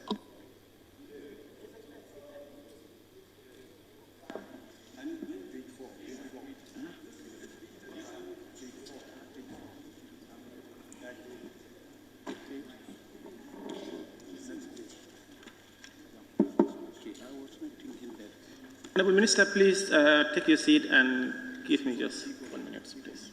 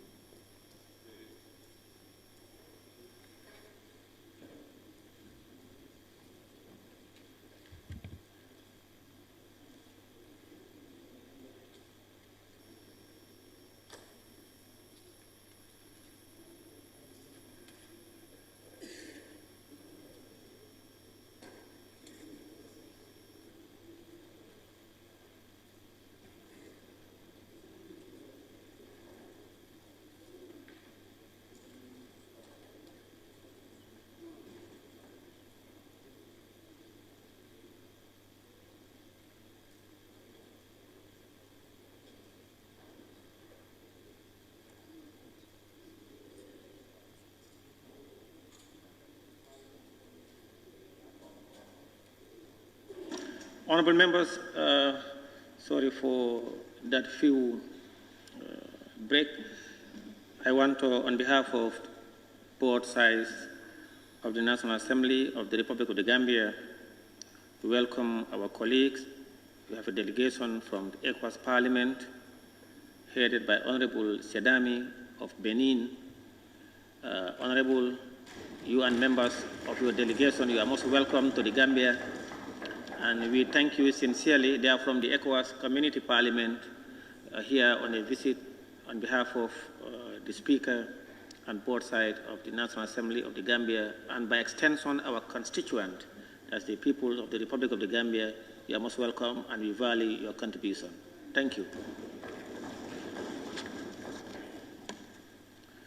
Honorable Minister, you may take the podium. Questions for which due notices were given to the Honorable Minister for Communication and Digital Economy by honorable members for oral reply. Question number 284 of 2023 by the member for Same constituency. Thank you very much, Honorable Speaker. Honorable Speaker, could the Honorable Minister for Communication and Digital Economy inform this August Assembly what plans are in place for the Gambia to have second and third cables?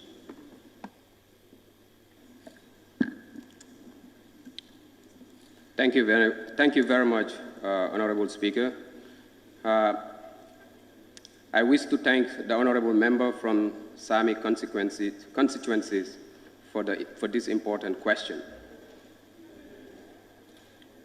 Honorable Speaker, when I was appointed by His Excellency the President Adama Barrow as a Minister of Communication and Digital Economy in June 2022, a second submarine cable for the country has been part of my 5 priorities. I wish to note that as part of the World Bank-funded Wadi project, we have secured a funding for the second submarine cable. As part of the activities, a transactional advisor is currently being recruited to guide the entire process. Additionally, I wish to indicate that the Gambia is part of the participating countries of the ECOWAS America Cabral Submarine Cable Initiative.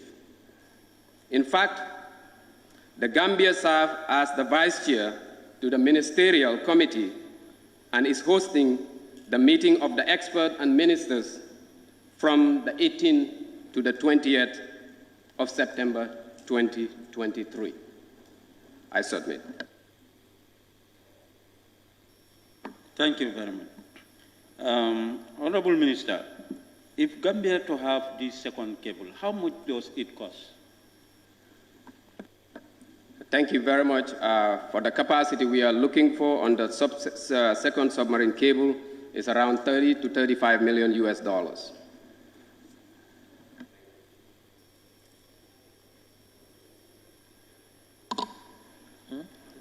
Member for Latrikunda Sabi.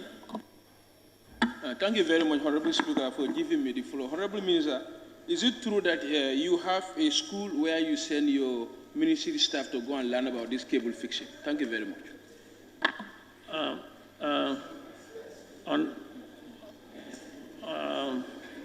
Honorable, can you repeat your question? I asked him whether he has a school where he sends his ministry staff to go and learn about this technology. This cable technology, because the cable is mentioned in the main question, so that's why. No, that question is out of order. No.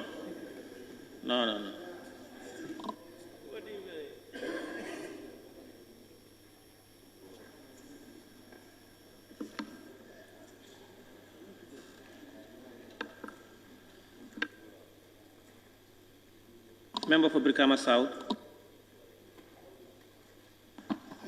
Thank you very much, Honorable Speaker. Honorable Minister, in your response to the parent question regarding how much the second submarine cable cost, which you vividly replied with 30 million US dollars. 30 to 35. Is it possible to advocate and make sure that part of the budgetary allocation, whether we can have a starting point in order to attract donor agencies, so that we can also have the third submarine cable if this is completed? Would you repeat the question again, please? I mean, is it in your plan for you to bring in your annual budget as far as the ministry is concerned, so that even whereas we cannot budget everything, but we can have a starting point in order to attract donor funding in order to have the third submarine cable too? Great question. Actually, as we speak, we are working on a third submarine cable, and it is going to be hopefully funded by other donors. Right now, we are in consultation with possible vendors that are open on a BOT on this third submarine cable. Because if you look at Mauritius as an example, they have 1.3 million population. In the Gambia, we have average about 2.5, 2.6 million. So having a third submarine cable would really lower the cost of internet, which is a concern of everyone in this country. So we are working in that progress. Thank you.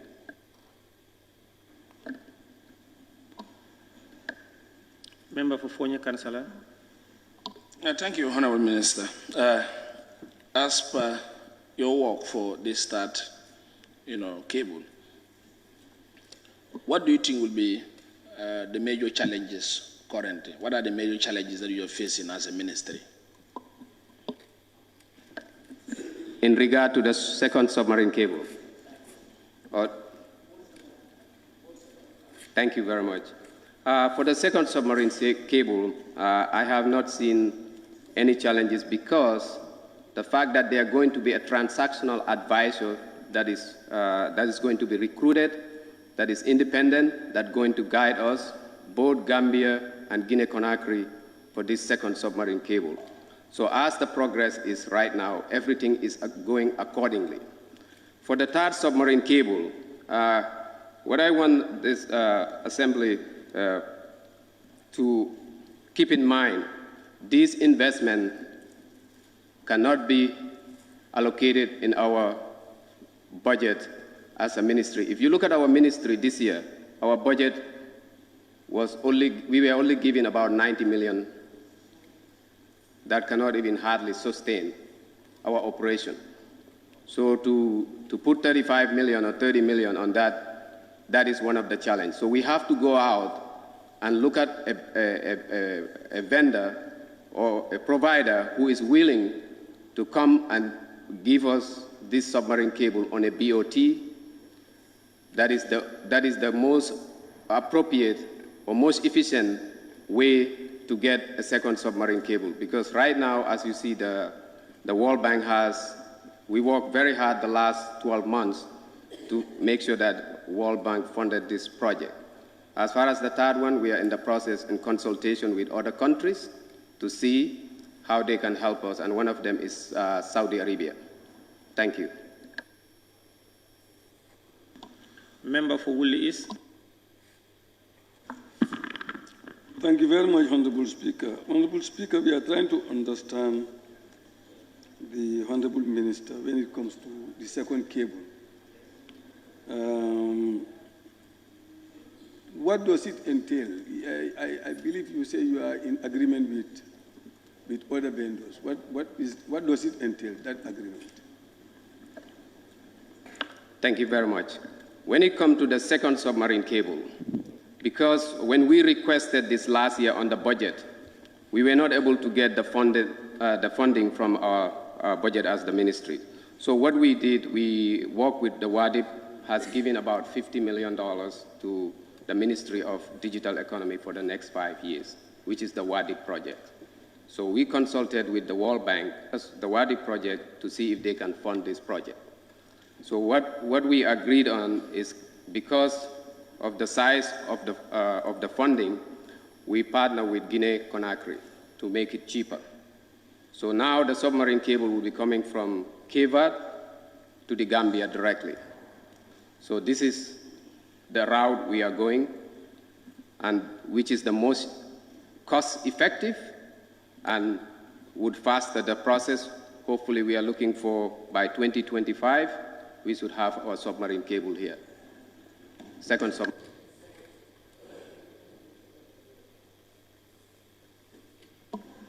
Nyamina West. Thank you very much, Speaker, and thank you, Honorable Minister. By 2025, we are expecting the second submarine cable, and that you relate this to the high cost of bytes. So, what plans does your ministry employ to see that, if not bringing down the cost of bytes, but maintain them before the arrival of this second cable by 2025? Thank you. What do you mean bytes? Megabytes, you have them in megabytes. gigabytes and also, sorry. Thank you very much, Honorable Speaker. What we are doing now in terms of the ACE, we have the ACE as we speak. The ACE is what we are getting our capacity. We have a backup, which is the satellite internet we are working on with Starlink. So as we speak, we are anticipating by end of September of this year, Starlink would have the full licensing to operate in the Gambia. What that means to every Gambian, that means now we cannot just rely on the aids, but we have a complementary of internet access through satellite.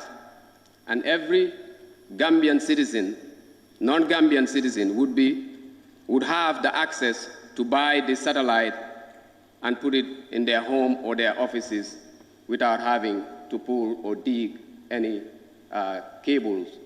Because if you look at the Equan we have right now, what is our challenge is getting the last mile connectivity. When I say last mile connectivity, is from the main road to the homes because of lack of resources. That being said, we explore other option, which was the satellite internet we are discussing now. That would be a supplementary to the internet availability in this country. So that's what we are doing as we speak. Thank you. Thank you. Question number 285 of 2023 by the member for Foni, Councillor. Thank you, Honorable Speaker. Honorable Minister, the Honorable Speaker, could the Honorable Minister of Communication and Digital Economic inform this August Assembly in details the Ministry's plan to restore both Gamtel and Gamcell as the two companies are at the brink of collapse? Thank you. Thank you very much, Honorable Speaker.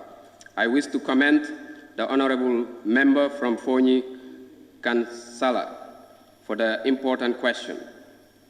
Honorable Speaker, allow me to indicate that due to the incentivized competition of the needs to both institutions to adhere to the GPPA procedures, Gamtel and Gamcell have faced difficulties to compete with private operators. This has affected their performance over the period. Honorable Speaker, I wish to note that the government is very much aware of the state of these two institutions' important national assets, and we are at an advanced stage of restructuring both institutions. It is worth to note that we are working diligently with the Ministry of Finance and Economic Affairs, with the World Bank and other stakeholders to reposition Gamtel and Gamcell as we speak.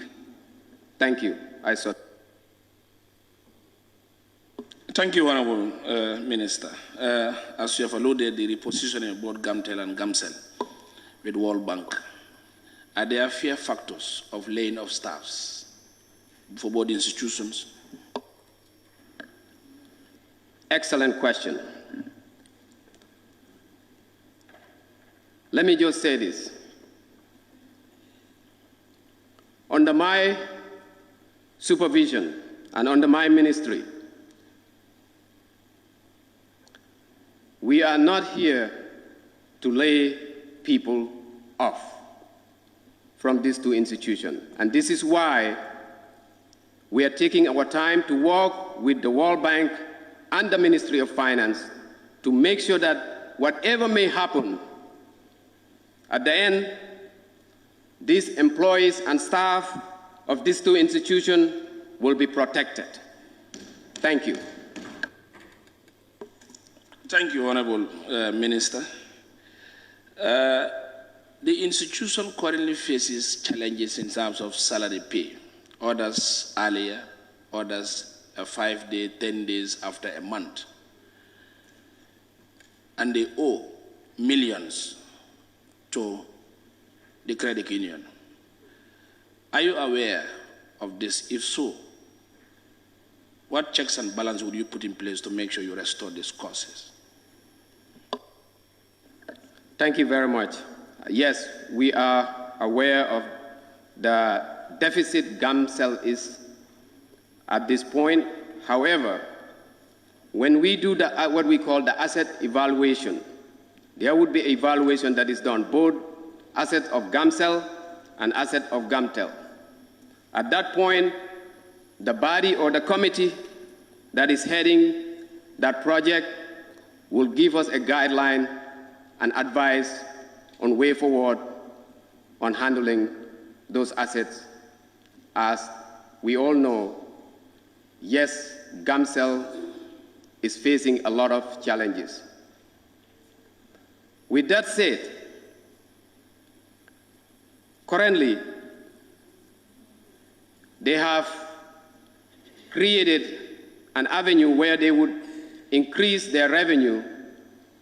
Just last week, or week before last, I got information on how they are selling their data, their promotion, their coming innovative ideas, innovative products and promotions. They have just launched, which has really helping them now to increase their revenue to be able to sustain before we make our final decision on the restructuring of the two institutions. I certainly. Nominated member Maimuna Sise. Thank you, Honorable Speaker. Honorable Minister, hence you are relying on the World Bank program and the Minister of Finance.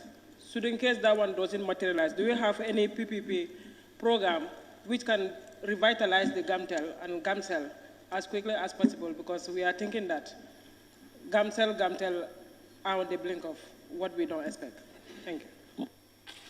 Thank you very much for that important question. Actually, we did launch a PPP back in March, and there was only one company that bid it, and they were not successful.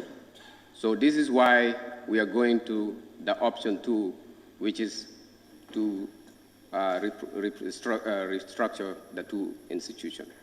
Thank you. Member for Joshua. Thank you very much, Honorable Speaker. Honorable Minister, as you rightly mentioned, GAMTEL is struggling with GAMCEL. Are there any plans in bringing back the gateway to GAMTEL so that they can upgrade their incomes? Honorable Speaker, thank you very much for that question. Actually, the liberalization of GAMTEL was part of the agreement with World Bank. So when this was done, there's a clause there that stated this cannot be revised for the next 20 years. I believe my technician is here. He can correct me if I'm wrong. So there was nothing myself or my ministry can do at this point based on that agreement. Thank you. I now invite the member for Brikama South. Thank you, Honorable Speaker. Honorable Minister, is the privatization of Gateway a major factor in putting these two institutions in that deplorable situation they are? And since that is a condition for it to continue, how do we manage that we are going to liquidate the Gamtel-Gamcell?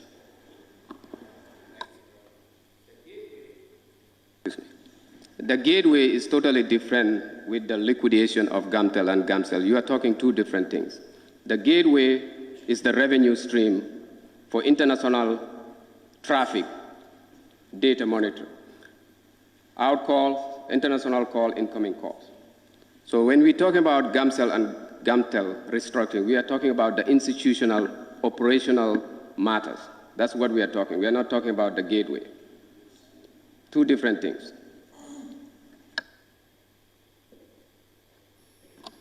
Member for Basse. Thank you, Honorable Speaker. Could the Honorable Minister, in the brink of the collapse of these two institutions, what are the major causes you identify to this collapse of the two institutions? Thank you. Thank you very much, Honorable Speaker. Looking at these two institutions, one of the major issues for Gamtel specifically was the liberalization of the Gateway. Because if you look at the Gateway, that was what was generating revenue for Gamtel. Now 50% of that revenue is going to the operators, and 30% is coming to the government. And I think that's on the next question, looking at that. So there's that challenge Gamtel has when this was done. Thank you. Member for Lower Salem. Thank you, Honorable Speaker. Honorable Minister, can you please submit this document, the contract document between the World Bank and Gambia for realization of the 20 years, the Gateway? Again, are you aware that contract was awarded to a company? When it was signed, you are still holding that sign. Are you aware of that? Contract of what? I'm not sure. What contract? Of the Gateway. I don't think that contract is the Gateway, Honorable Minister. I am not aware of it, but I can look into it. I can look into it for you.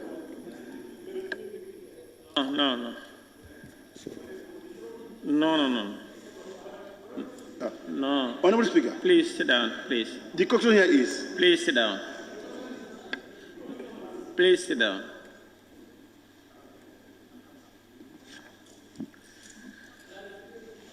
No. Honorable Speaker. Please. Each member is entitled to one supplementary question. Please. Yeah, if you ask your supplementary question and the minister's answers, whether that's the answer you are looking for or not, that's it. Please sit down, sir. Please give me a chance, Honorable Speaker. Please sit down, sir. Question number 286 of 2023 by the member for Jara Central. Thank you very much, Honorable Speaker. Honorable Speaker, could the Honorable Minister for Communication and Digital Economy furnish this August Assembly with information why internet is expensive and unreliable in most parts of the Gambia? Thank you. Thank you very much, Honorable Speaker. Honorable Speaker, please allow me to comment on the Honorable Member from Jara Central for this important question. Honorable Speaker, the high cost of internet and data in this country is a concern to everyone. Following my appointment as Minister, I have extensively engaged all the relevant players with regards to price reduction. I want to report that this engagement had some positive results. To begin with, AfriCell has now a promotion called WhatsApp Bundle. This was based on an engagement with our ministry and AfriCell. If you look at 90 megabytes, it's $10. There was nowhere in this country that you can buy 10 meg, you can have $10 to buy any type of meg to put on your data. 100 megabytes, $15. 500 megabytes, $50. 1.5 gig, $100. QCell, 20 megabytes went from $9 to $7.50 butut. 150 megabytes went from $58 to $30. 300 megabytes went from $112 to $60. 1.5 meg went from $580 to $225. The 5 gigabytes from $775 to $595. 10 gig from $1,310 to $950. The price reduction from QCell represents an average discount of 37%. In regarding the reliability and series of fiber cuts experienced over the past several months, also contributed to the unstable internet. On that note, since the National Fiber Protection Policy was adopted by Cabinet, we have seen less fiber cut. My ministry was also doing stakeholders engagement and consultation, which resulted in the reduction of fiber cut. I submit.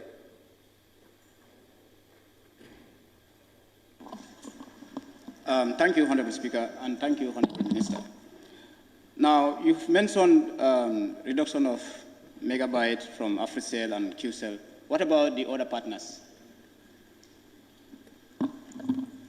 Thank you very much. The other partners is a commune. If you look at commune, I signed the renewal contract for commune to start, and one of my conditions, or 3 of my conditions, prior to signing this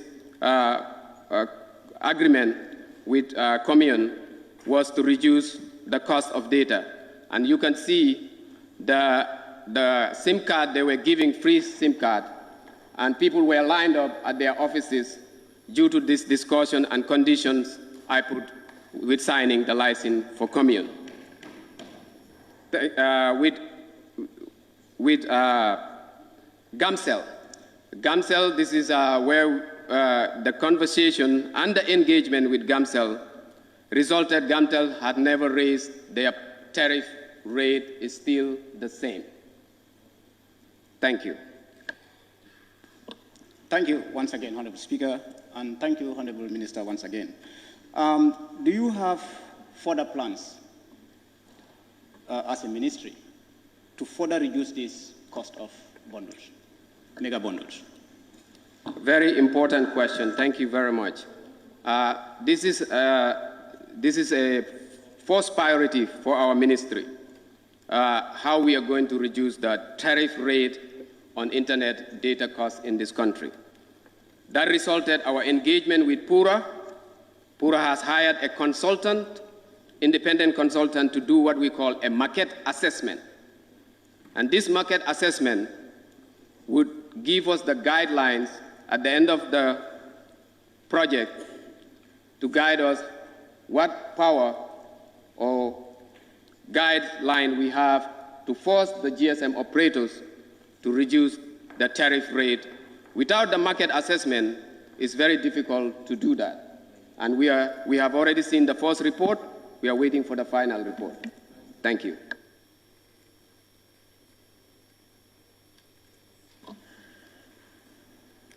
Member for Kiang West. Honorable Speaker, thank you. I've withdrawn. Member for Lower Salu. Honorable Speaker, Honorable Minister, you have mentioned Comium reason $10 for internet, cheap. But tell us the quality of that internet. Thank you very much, Honorable Minister. That would be a question for Pura. I don't have the tools to see the quality and monitoring of data quality. Thank you. Member for Fonyi Jarol. Thank you, Honorable Speaker. Thank you, Honorable Minister. Honorable Minister, Gamtel, Gamcell servers are owned. And then I don't know how soon you plan to renew to purchase the new ones, or to replace them. Thank you very much. Actually, there's a TOR. My technician is here. There's a TOR that already, I think, should be out, or is already out to update the data center at the for Gamtel and Gamcell. So we are working on that. Thank you. The member for Basse. Thank you, Honorable Speaker. Honorable Minister, do your ministry have any influence or authority over these service providers in providing quality and fast internet service across the country? Thank you very much. Our ministry is mostly responsible on the policy side, but as far as monitoring quality and quality assurance, that is part of Pura responsibility. Thank you.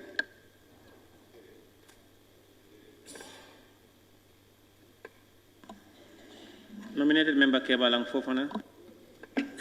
Thank you, Honorable Speaker.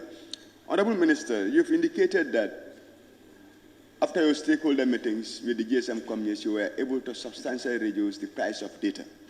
What will be your answer to the statement that GSM companies are unreasonably high charging data prices without? What will be your answer to the statement that the Point GSM... of order, Honorable Speaker. There's a point of order from the member for Fonyi Bintang. I rise on point of order 38, admissibility of questions.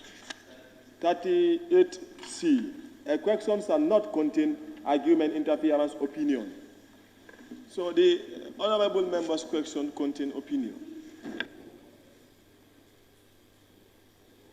The order is ruled out. Thank you. Honorable Speaker, Honorable Minister, why are GSM companies charging high prices to Gambians? Honorable Minister, thank you very much. GSM operators have tariff rates that they follow. And the tariff rate that they are using to charge has not been reviewed for more than 5 years or more.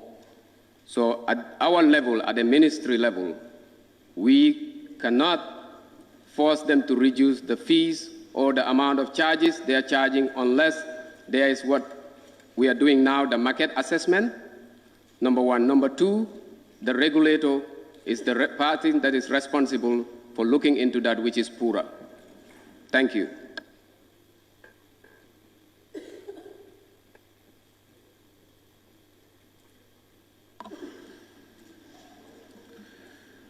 Question number 287 of 20.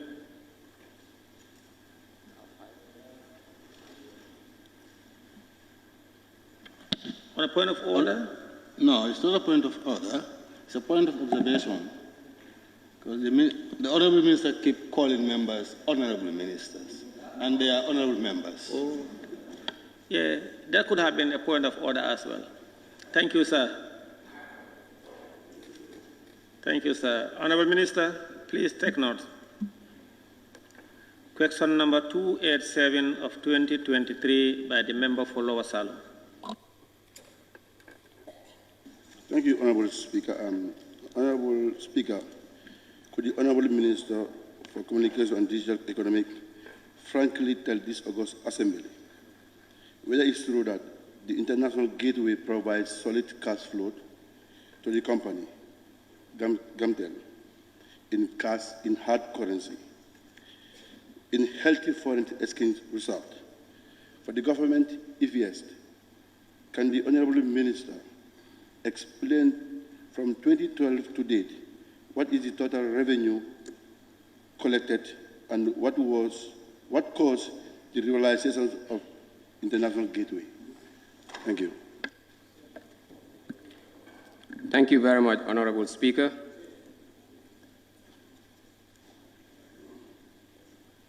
Minister, please go ahead. Thank you very much, Honorable Speaker. I want to commend the Honorable Member from Lower Salem for this important question. Honorable Speaker, the International Boys Gateway has been one of the key revenue streams for Gamtel over the years. The government liberalized the gateway in 2019 in line with the international best practices as per agreement with the developing partners. Honorable Speaker, on the request for revenue generated from 2012 to date, we have already engaged Gamtel and Pura to submit the necessary data in order to provide a complete and accurate information to this August Assembly. I therefore ask your indulgence for the Honorable Member and the August Assembly to give us more time to provide this information. I submit. Yes, thank you, because we are not serious on what we are doing. Honorable Speaker, are you aware that contract is awarded for this liberalization of this gateway? And are you in a position to give us the contract document between the 20 years agreement, World Bank and Gamtel? Thank you very much, Honorable Speaker. I am not aware of that, but I will look into it.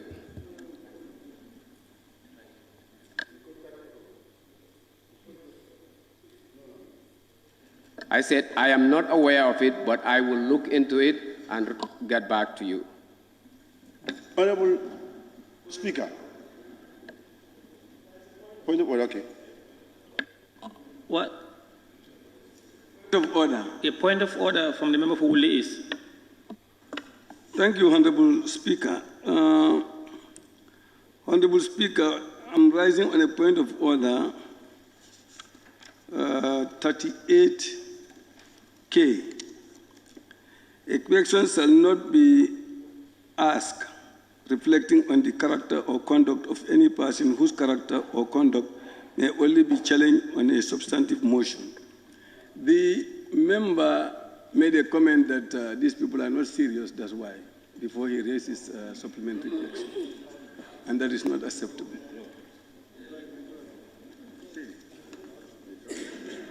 So withdraw that.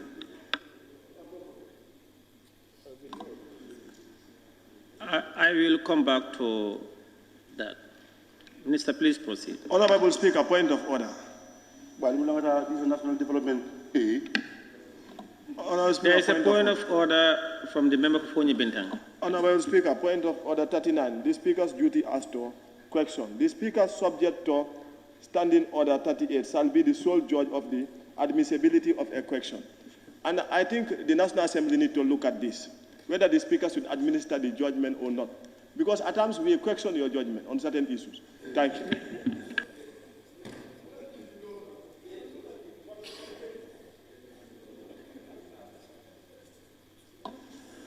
Honorable Member, you see, the standing orders is meant to regulate our procedures and our conduct as members of the National Assembly.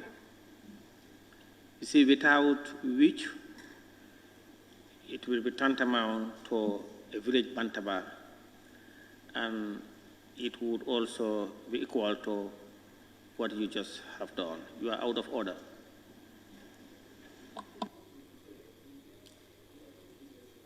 Minister, please proceed.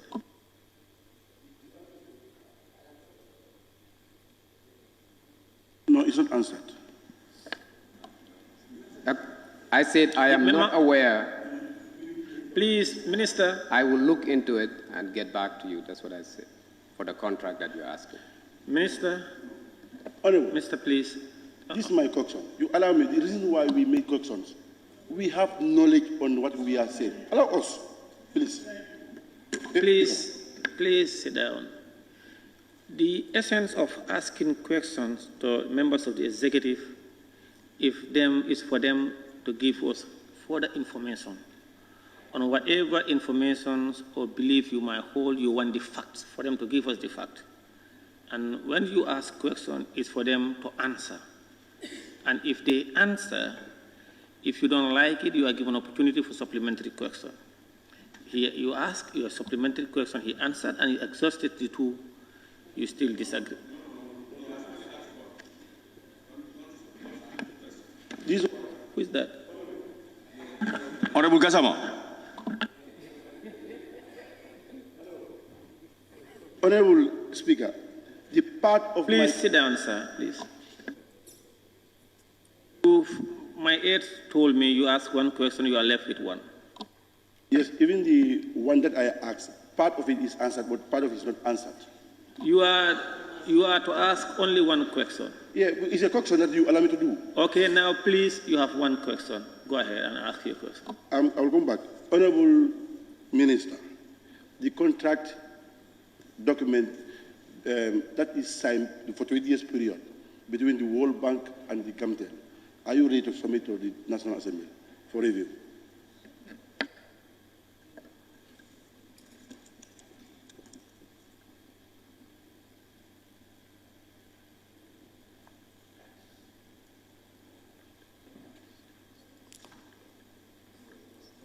Honorable Minister. Thank you. Thank you very much. The international gateway has been liberalized in 2019. The operators are managing their own gateway, period. PURA is managing and monitoring the system in place. Thank you. Honorable Speaker, I think the Minister is diverting this question. The question here is, you have made a contract with the World Bank for 20 years period. I said, are you ready to submit this contract document between the World Bank and Gamtel that is signed to liberalize this gateway? And thank you very much. My answer was to you, I will look into it and get back to you. That was my answer. Thank you. Member for Kiang West. Honorable Minister, in your response to the question to furnish this Honorable House with the funds that was generated from 2012 to date, as far as the issue at hand is concerned, that you have admitted that you will engage the relevant stakeholders to furnish you with this information. The purpose of oral question is that the oral questions are given with due notice for ministers to notify their technicians to furnish you with information before you come back. What prevents you from having this information when you receive this question? Very good question. Thank you very much. I take full responsibility for this, not providing this information today. However, I rely on these two institutions, PURA and Gamtel, to provide this data for us. Why we have not got it to the time I got back from my international travel, I cannot answer that question, but I take full responsibility, and I will provide that to you shortly. Thank you. Thank you, Honorable Minister. Yes, please, thank you for that, and provide that as soon as possible. Member for Woolly East. Thank you, Honorable Speaker. The answers are many, but my question is whether your ministry is willing to actually engage in conducting thorough assessment of the Gamshell to determine what is the real cause of the crisis there.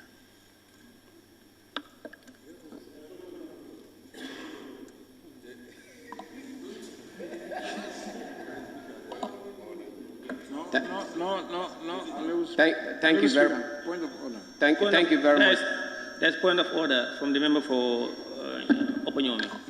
Honorable Speaker, thank you so much for giving me the opportunity. Supplementary question 43.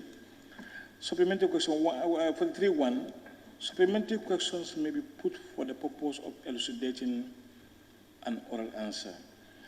The question the Honorable Member for Wuli is asked it doesn't emanate from the parent question, neither part of the Minister's answer. So I think it's not admissible. Thank you. Order sustained. Member for Josuang. Thank you very much. Honorable Minister, a meeting was held between Gamtel and Cabinet on this gateway issue, and recommendations were agreed upon. What is your ministry waiting to implement those recommendations? Sorry, Gamtel and? Cabinet. Gamtel and Cabinet, yes. Honorable Member, recommendations between Cabinet, please. Recommendation between Cabinet and Gamtel on what? On this gateway issue. And what are they waiting to implement those recommendations? No, it's on the gateway, don't worry, it's on the gateway. It's on the gateway. No, Honorable Member, that question is not admissible. Please, if you want, you can write it as a substantive question and ask. But, Honorable Speaker. Thank you, sir. Please take your seat.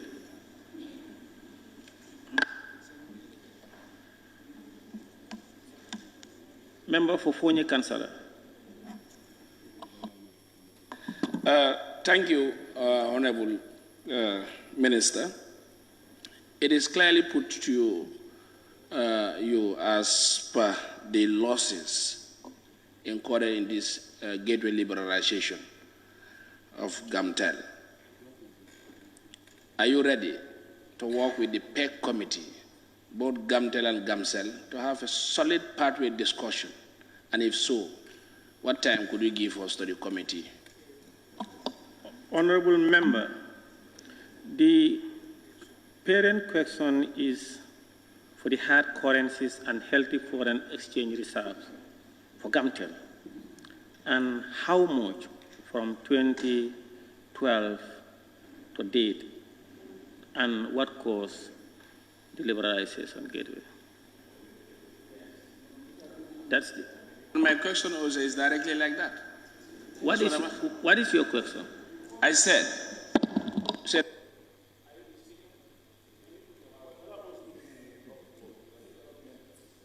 Honorable Member, please. Yes, what I'm just saying is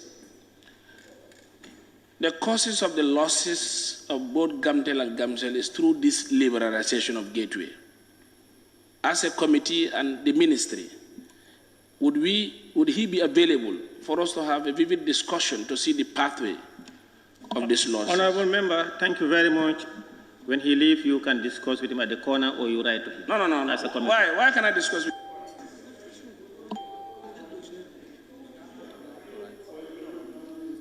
Order, please. Order, please. Order. No, please, Honorable Member for Fonyi Councillor, address me. Ignore them, please. Honorable. Please, order. We don't be disturbing.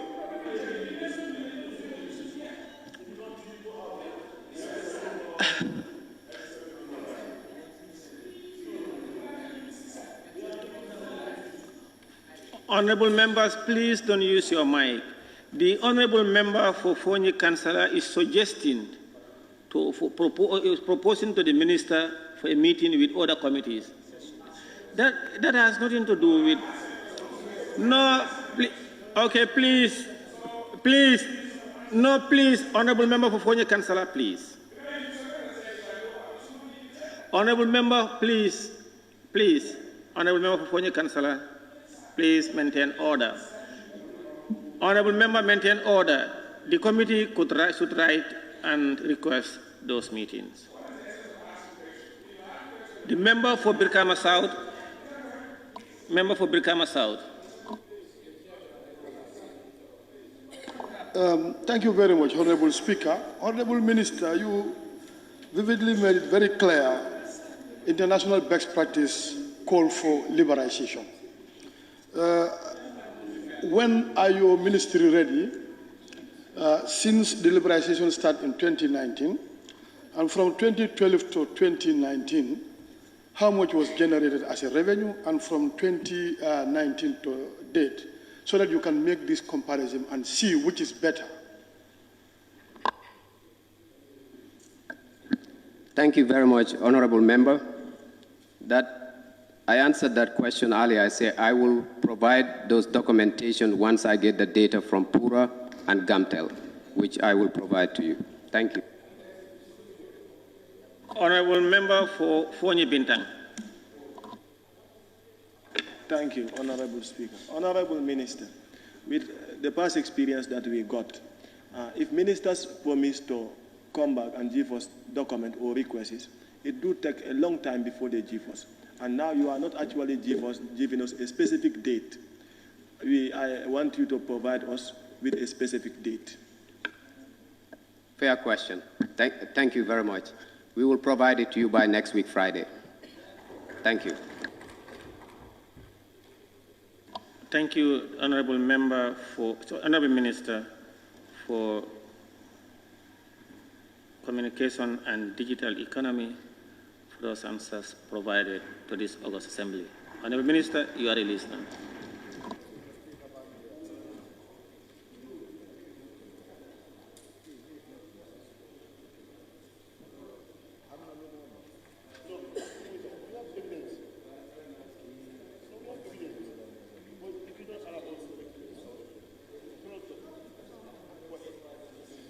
Clerk, you may proceed. Oral questions. Questions for oral answers. Honorable Minister for Basic and Secondary Education.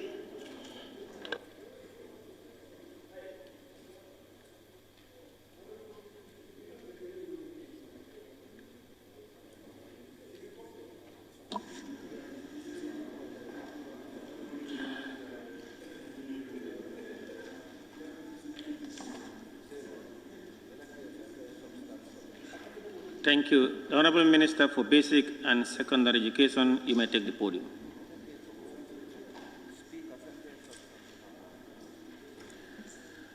Questions for which due notices were given to the Honorable Minister for Basic and Secondary Education by Honorable Members for oral reply. Question number 225 of 2023 by the Member for Fonye Councillor. Thank you very much, Honorable Speaker. Honorable Speaker, could the Minister of Basic and Secondary Education explain to this August Assembly in details why teachers' 1/6 payments were delayed only to be paid after the Tobaske phase? Thank you.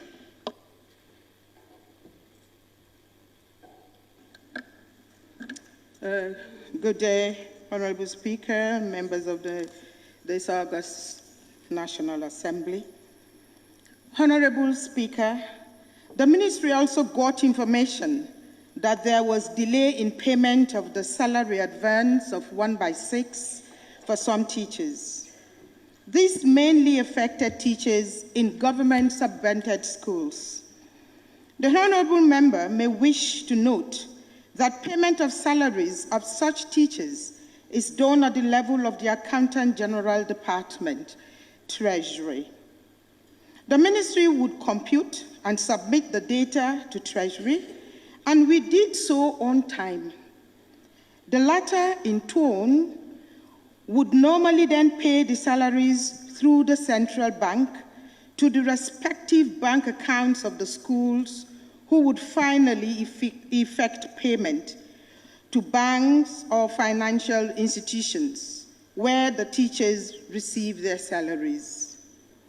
Honorable Speaker, the delay, therefore, was beyond the purview of the Ministry of Basic and Secondary Education.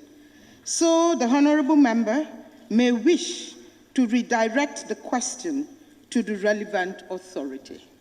Thank you. Thank you. Honorable Speaker, Minister, teachers are teachers from basic and secondary education. Being that portfolio holder, they were put at risk of non-payment. As a ministry, what could have been your stand if such has occurred in this age and time?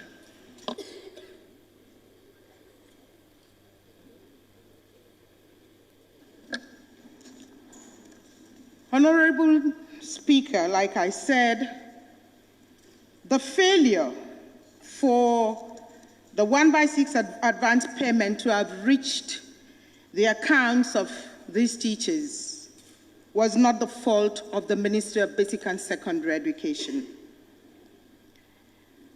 All we had to do, we did, and the information was forwarded to the relevant authority to effect the payment. We only knew that they did not get their 1/6 payments when it happened. It was our wish that, like those teachers who receive their salaries or their payments directly from government to their accounts, we wish everybody else was able to experience the same. But unfortunately, it did not happen. And we will engage, or the people who are responsible in my ministry, the account and others, I guess, have engaged the respective authority to be able to look into the matter. It is our wish that such things do not happen. We empathize with them, and we hope and pray that there would be changes in future. Thank you. Honorable Minister, reliably informed that computing error had occurred from your end to the Accountant General, where orders are paid, orders are not. How qualified is that unit at your ministry? Can you repeat the last part of your question? Thank you. We are aware or reliably informed that there were computing error at your end to the Accountant General. I am asking, how qualified is that unit responsible in doing those computing to the next? Honorable Speaker, unfortunately, I did not get that information. It's not to my knowledge that that was the reason, that was the cause. I am not aware. And I want to believe that my ministry, the people who are responsible to do such computations, are qualified and they're doing their job well. But like the honorable member said, it was a computing error, and to err is human. Thank you. Thank you. Member for Fonyi Bintang. Thank you, Honorable Speaker. Honorable Minister, as the sole administrator of the welfare of teachers, that is your sole responsibility, and whatever affects them affects you. Is the load of your ministry too heavy for you to carry? No, that question is out of order. The member for Kiang West. Honorable Minister, in your response, you've indicated that the schools that were affected, as far as the matters at hand is concerned, were subvented schools. Can you tell us the number of subvented schools and what are those schools and number of teachers affected by this issue? Thank you very much. Honorable Speaker, I would beg that the information be provided later, as I cannot give all those details at the top of my head right here at this moment. Thank you. Member for Janjambure. Thank you very much. Honorable Minister, in your response you said to err is human. I might agree with you at some extent, but again, I want to ask, what evidence can you support your submissions as to the late payment of 1/6 to the teachers?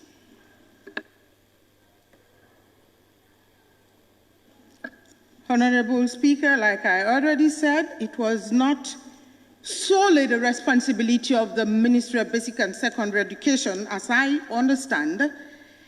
It was a late payment from another institution into the accounts of the teachers who were affected. So, I don't know how that can be the sole responsibility of the Ministry of Basic and Secondary Education.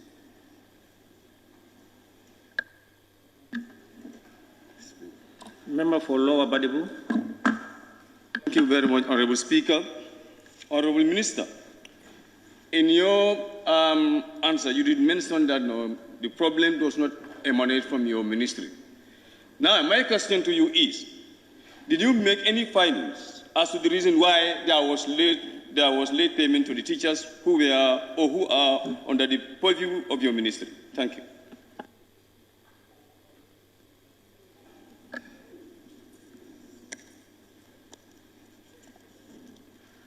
I would like to assure, Honorable Speaker, I would like to assure the Honorable Member that there were no errors, like I said. There were no errors, or I am not aware of any errors from the end of the Ministry of Basic and Secondary Education.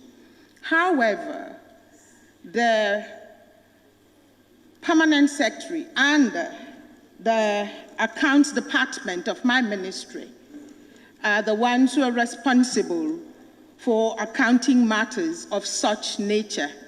And I would want to believe that they had engaged the necessary parties or institutions, and they would have been able to discuss and map a way forward so that such things do not happen anymore, like I said. Honorable Minister, there is point of order from the member who leads. Honorable Speaker, it is 38J. A question fully answered shall not be asked again during the same session. The Honorable Minister has already answered the cause of the problem, and it is understood. So why bring him back again to the same problem? She is answering the same.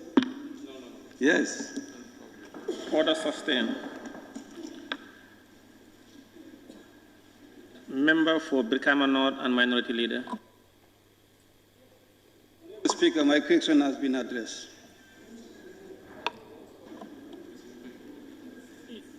I did. My member for Oponyomi, I did already. You now have the floor. Member for Oponyomi, please. Oponyomi, supplementary question. Honorable Speaker, I think the answer given by the Minister suffices, so thank you. I withdraw. Thank you very much. Question 226 of 2023 by the member for Banjul South.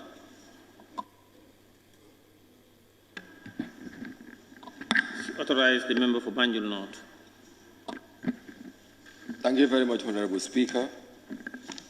Honorable Speaker, on behalf of the member for Banjul South, I will want to ask this question to the Honorable Minister. Honorable Speaker, could the Honorable Minister for Basic and Secondary Education tell this August Assembly why the Ministry insisted on selling the premises of St. Mary's Primary School, yet Muslim High School, all premises remain unoccupied? Thank you.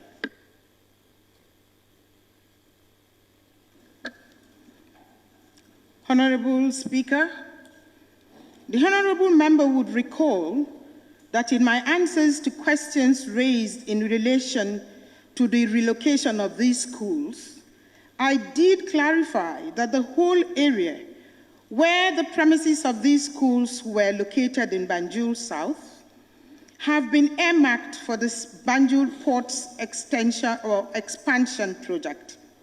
Consequently, Gambia Ports Authority initiated the process of acquisition from the proprietors, Muslim Senior Secondary School, from the Banjul Muslim Elders Association, and the Board of Directors of the school, and for St. Mary's Lower Basic School and Wesley Lower Basic, from their respective missions.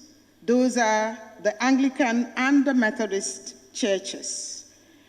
The ministry only served as an observer in the whole exercise. Finally, even though the acquisition process for Muslim Senior Secondary School might have been completed, occupying or developing the premises is the prerogative of GPA.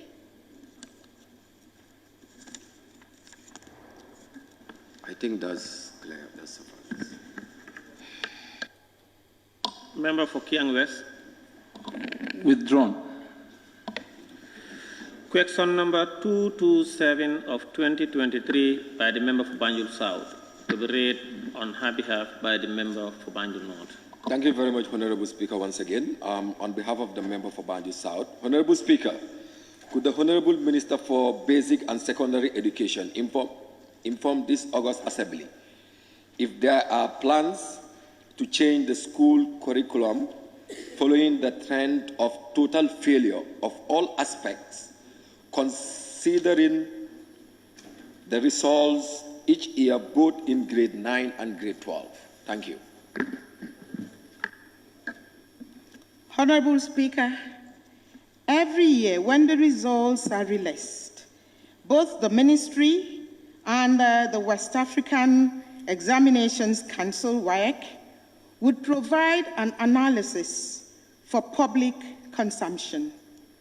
Furthermore, I did appear in this August Assembly in the year 2022 legislative year and the previous years to share our analysis, and there has never been a depiction of total failure. To call them so is certainly a matter of opinion.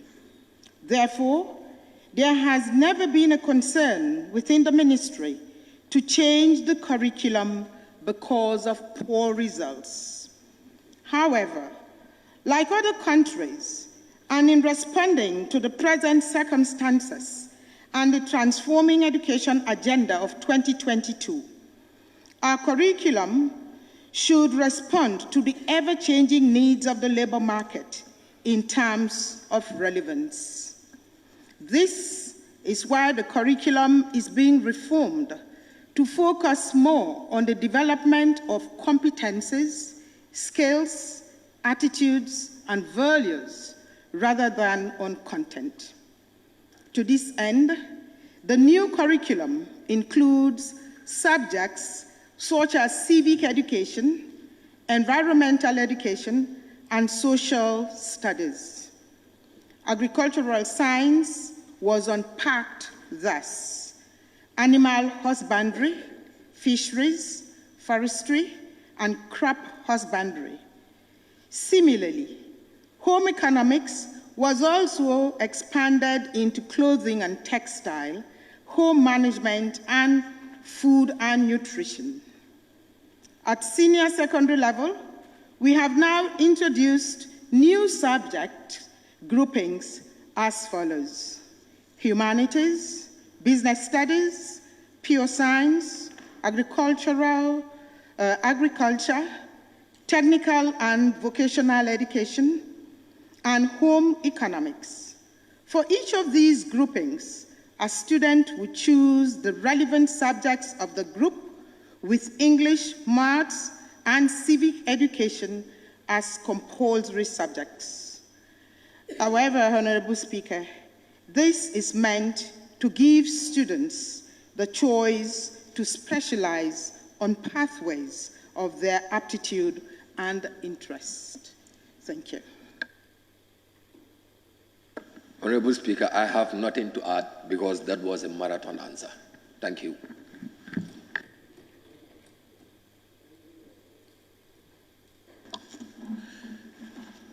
Is this one? Member for Fonyi Bintang. Thank you. Honorable Speaker, could the Honorable Minister tell us the reason for the constant failure from grade 9 and 12? Was it not the same question? Curriculum changing. Asked the reason for the failure, and the minister denied that. For the failure, we want to know.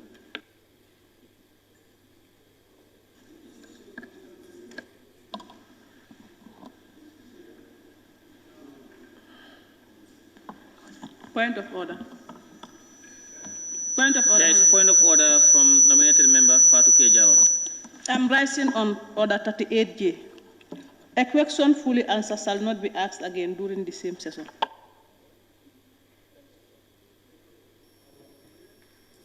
Yes, because the questions ask total failure grade 9 to 12, and your supplementary is the same.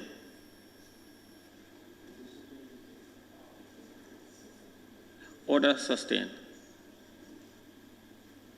The question is dismissed.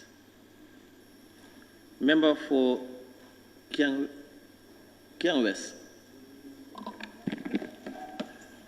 Honorable Minister, your response has indicated that there has not been a total failure, but we frame it as there has been a mass failure, if not total, from grade 12 in the previous years. Can you tell us specifically on grade 12 the cause of that mass failure on grade 12? Point of order, Honorable Speaker. Can we hear the point of order from nominated member Fatou Kejawara? I'm rising on order 38-2. No speeches shall be made by any member in asking a question, and no debate shall be permitted on any question. And this honorable member is just debating.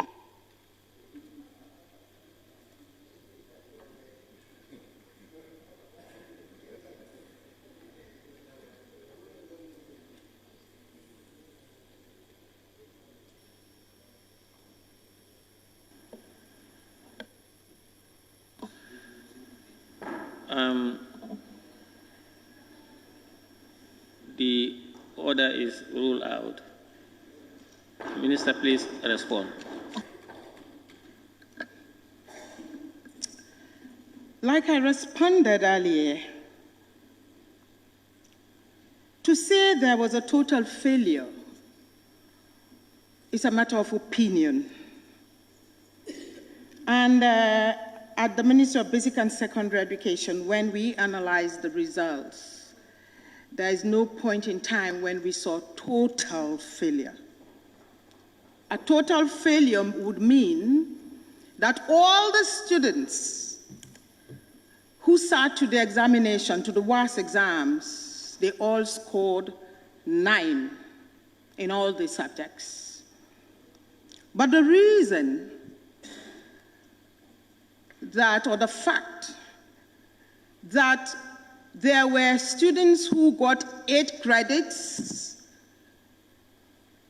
7 credits, 6 credits, perhaps missing maths or English, does not mean that it was a total failure. And the fact that we got some students who got the required credits to be enrolled at the university or be admitted at the university shows or further indicates that there was nothing like a total failure. Because Honorable Minister, yes, sir. Time to answer supplementary question is limited to 2 minutes. Next Speaker, I didn't ask question on total failure. I was asking on mass failure, specifically on grade 12s. But I was agreeing with the minister that there was no total failure, but we could specifically talk about grade 12. There was a mass failure in previous years, but I was not talking about total failure. My question was not addressing that. I was asking about mass failure on grade 12 in the previous years. So that was what I have questioned. Thank you, Honorable Member, and thank you very much also for taking the floor without leave. Thank you. Honorable. Yes, thank you, sir. Honorable you are Speaker. right. That's why I allowed you to clarify yourself. Honorable Speaker, point of order. Point of order from member for Fonyi Binta. Honorable Speaker, point of order 36. Questions to the Vice President, Minister, and the Assembly. 36.7. A question must be answered as clearly and as fully as possible. The Honorable Minister is not answering questions clearly and possibly and fully. Please.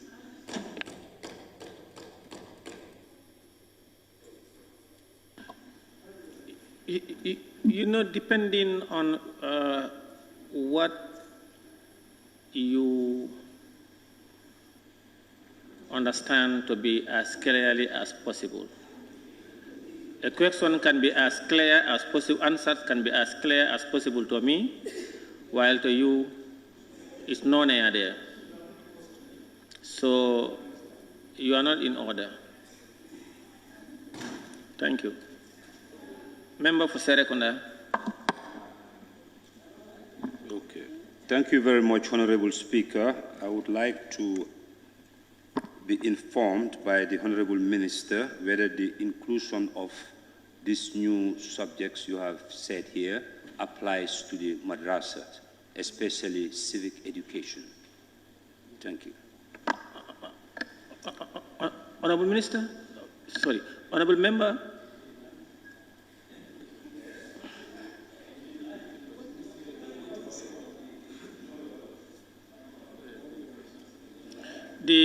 Can you repeat your question?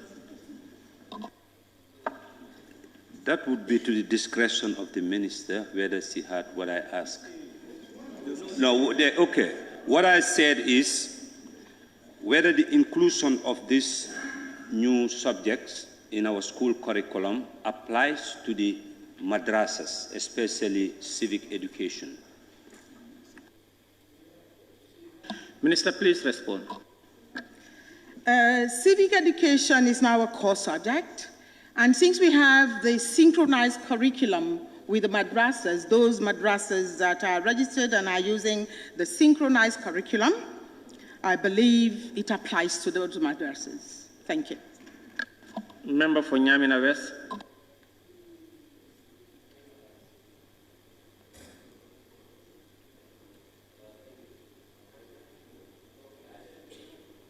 Come here. Member for Sami. Thank you very much. Mine is a little bit similar to him, but I'll frame it in another way around. Thank you. We all know that in those days, civics education starts at Form 1 up to Form 4. So my question is it going to start at the lower, up to grade 7, up to 9, up to senior schools?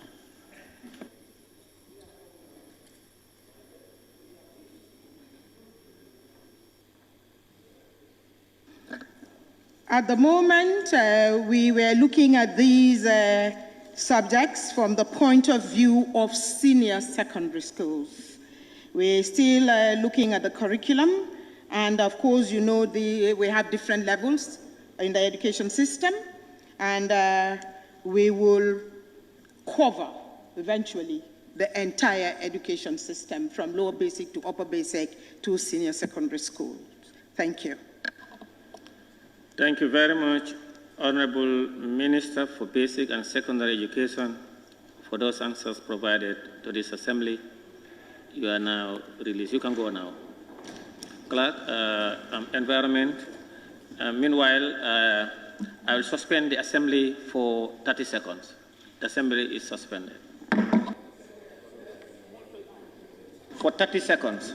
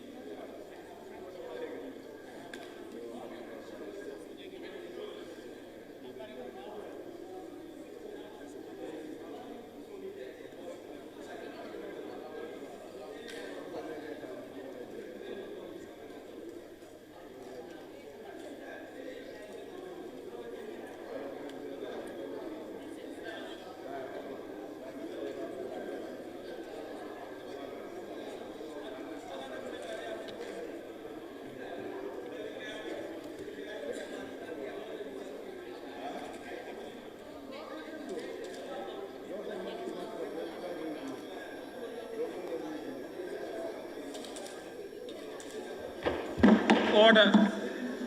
The House resume.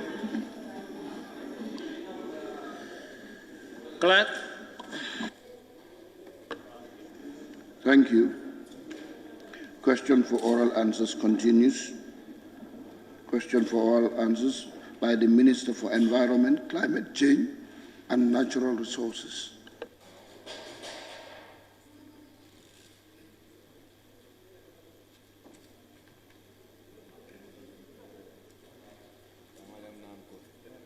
Thank you, Honorable Minister for Environment, Climate Change and Natural Resources.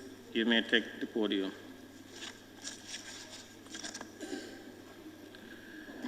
Question for which due notices were given to the Honorable Minister for Environment, Climate Change and Natural Resources by Honorable Members for oral reply.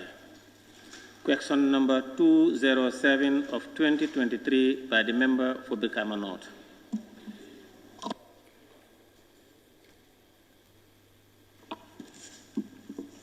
Thank you very much, Honorable Speaker.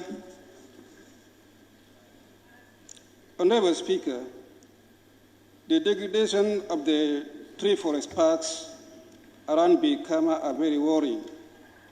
Could the Honorable Minister for Environment, Climate Change and Natural Resources inform this August Assembly whether the Ministry is aware of the poor state of the said forest parks, and if so, what plans does the Ministry have to ensure the protection and preservation of these forest parks?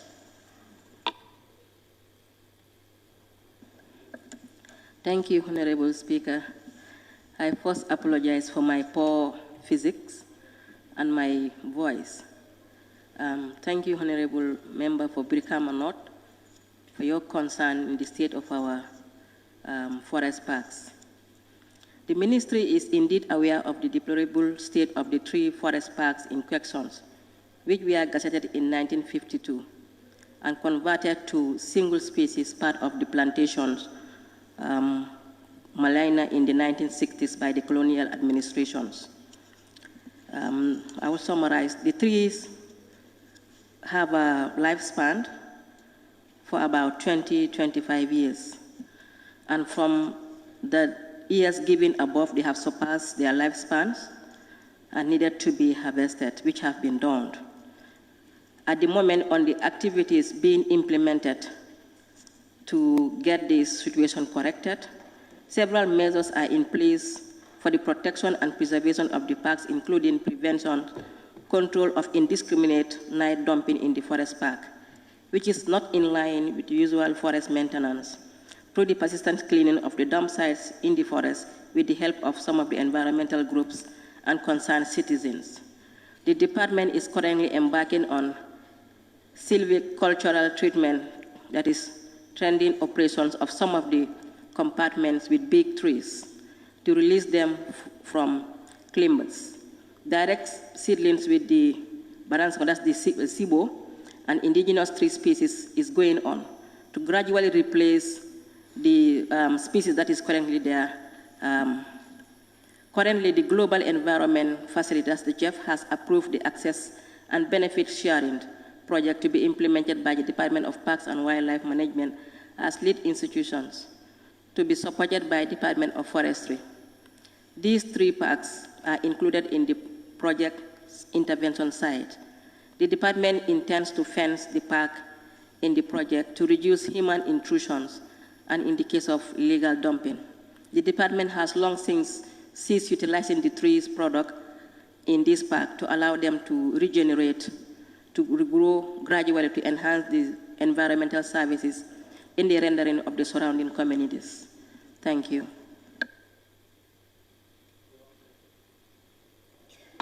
Thank you very much. As measures of trying to protect the forest parks, you did mention that the department is planning to fence the sites.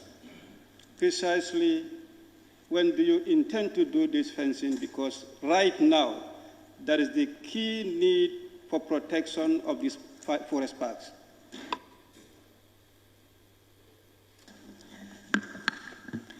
Thank you. As I mentioned, this is a project already in the formulation state, about to be implemented. We have not launched it yet, but as soon as possible, hopefully before the end of this year, we'll finalize on the implementation of the project. Honorable Minister, another factor that is also contributing to the deplorable state of the forest park is as a result of illegal deforestation. And this could be as in the absence of the forest guards that used to be there. Do you have in plan to employ more forest guards? Well, actually, this has been on a long-standing discussions. That is to say, we need to revive and look into what has been positive in terms of the protection of this forest cover. And key among them has been having local forest guards who have been supportive at the community level, because only you and I and the government cannot do it all. But again, this also has cost implications. What we want to do now is to merge these 2 departments' workforce. That's both the Department of Parks and Wildlife and the Department of Forestry, rather than having separate units dealing with different things when they are on the minutes and almost their work is interrelated, to have them so that we can have a more number of staff under the same department managing the same resources. So this is also part of it. We've already designed the concept note, which is under review, to make sure that at least there's no conflict of interest, but at least synchronous of people, of workforce to cover a larger area.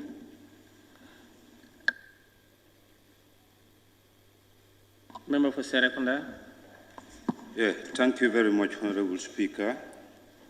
Could the Honorable Minister tell this August Assembly what kind of support does her ministry have in place to support communities and organizations who are reforestating their communities? Thank you so much. That question is out of order. Sorry, it's not out of order, Speaker. It's about no, forest and deforestation. This question is about the Brikama Forest Park. But you, throughout the Gambia, and also organizations and societies, please. She mentioned in her response about communities at the community level. Yes, at the community of Brikama. But for you, you want the community of Chairman, the community of Polibana, the community of this organization in Wuli, organization in Salum. Now, please, the member for Bundung Kakunda. Thank you very much, Honorable Speaker. Honorable Minister, I just want to know whether you have any mechanism in place to work with those local communities to prevent bushfire in our forest park, please. Thank you very much. That is already in place. Gambia is one of the champions in managing forests, engaging communities in managing forests. Recently, we are having community forest initiatives. This we deem it necessary to engage the forests in the management and ownership of this community forest. And it's working very fine. We are going to expand it to make sure that at least each and every community is having their own community forest. That case, they are motivated to manage. They are also having the interest to take the lead in managing what they own. The member for Kiang West. Honorable Minister, the questionnaire said the issue had talked about the issue of illegal deforestation in the said forest park. Have your office received any information with respect to this conduct? And I said the issue of illegal deforestation in the said forest park. Have your office received any information with respect to this conduct, illegal deforestation in this said forest park, and what was the action taken?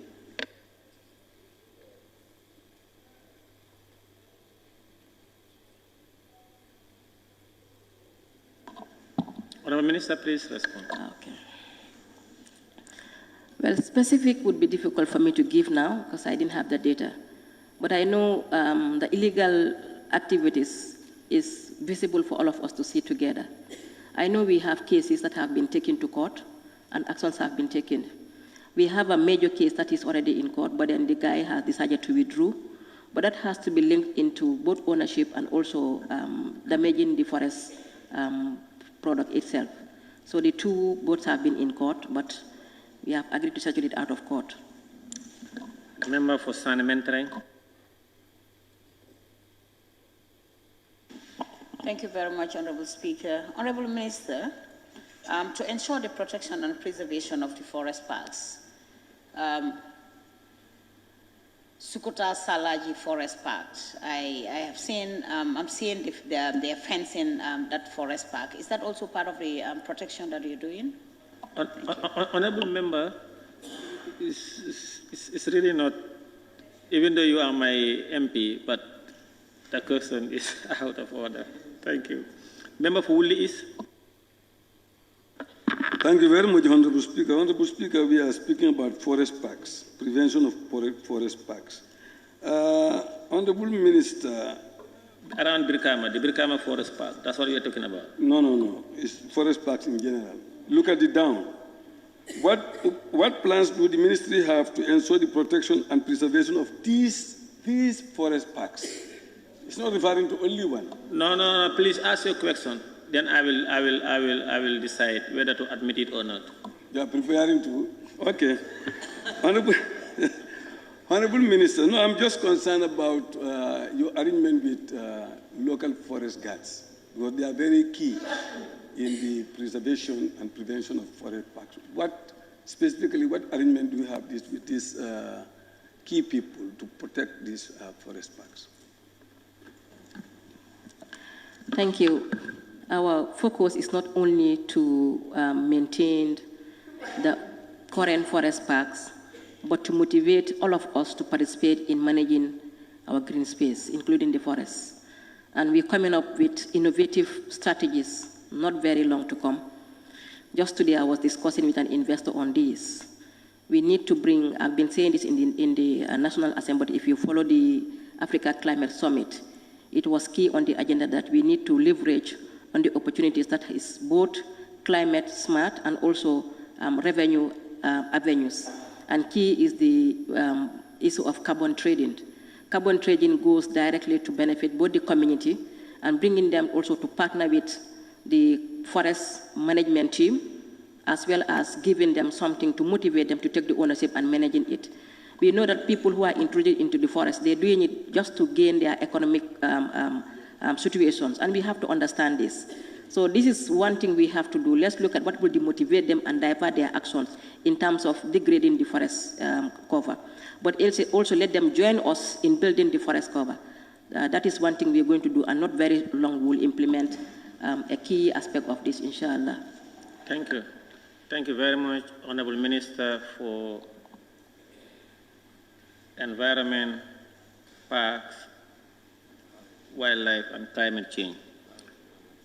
Climate change and natural resources, for those answers provided. Thank you. You can go now. Fisheries, Clark.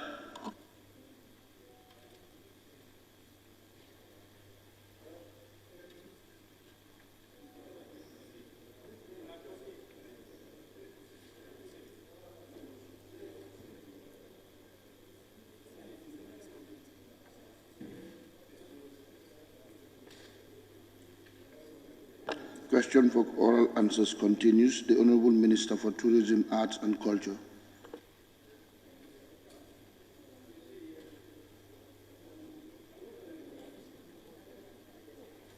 Clark, Fisheries, please. The Minister of Tourism is not in. The Minister of Tourism is not yet in. Question for oral answers continues. Minister for Fisheries, Water Resources and National Assembly Matters. Member for Uli is?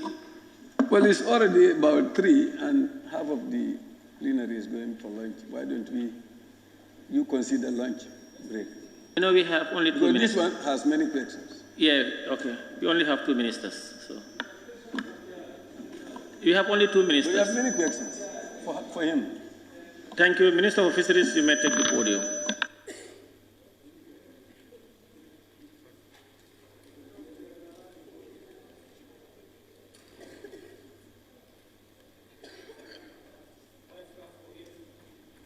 Questions for which due notices were given to the Minister, the Honourable Minister for Fisheries, Water Resources and National Assembly Matters for oral reply by Honourable Members.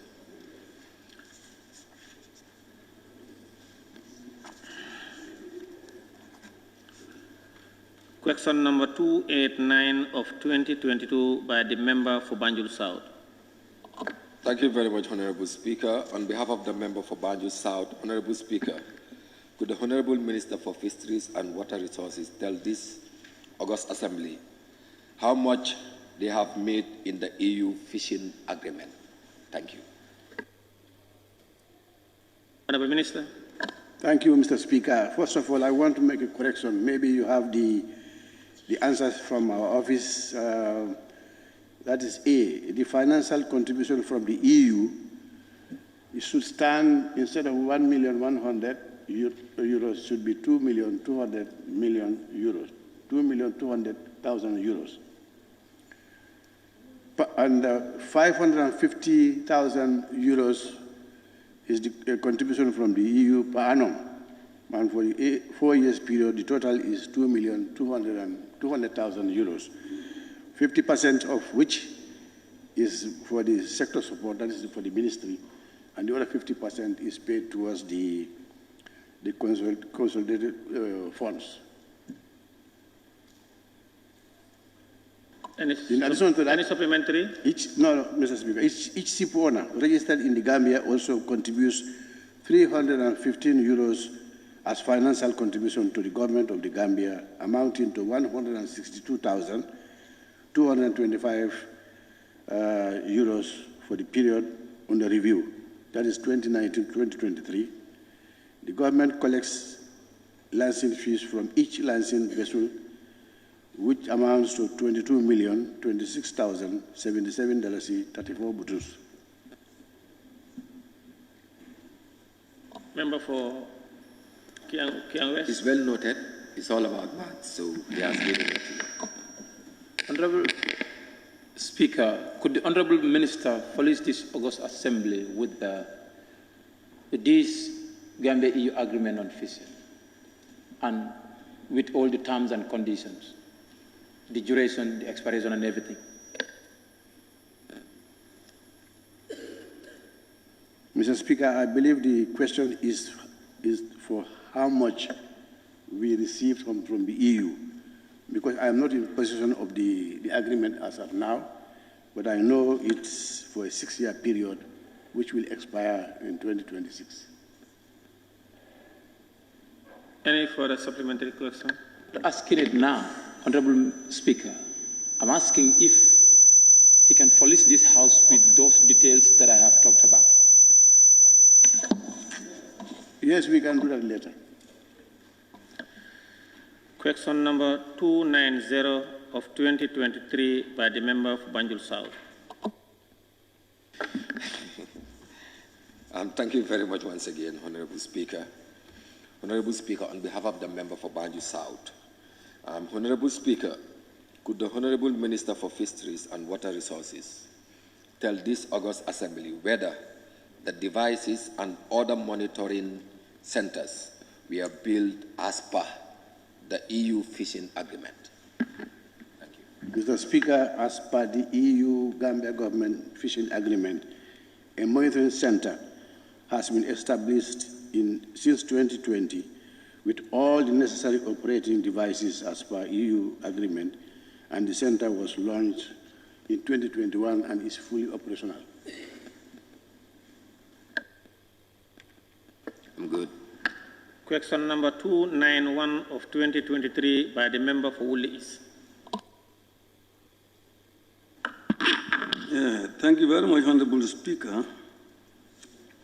Honorable Speaker, could the Honorable Minister for Fisheries and Water Resources update this August Assembly on the state of implementation of the International Maritime Organization, IMO, in relation to the mitigation of employment opportunities for our young people?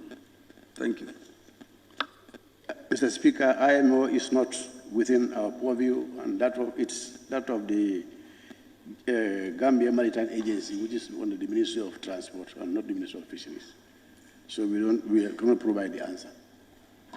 Thank you very much. Question number 292 of 2023 by the member for Woolly East.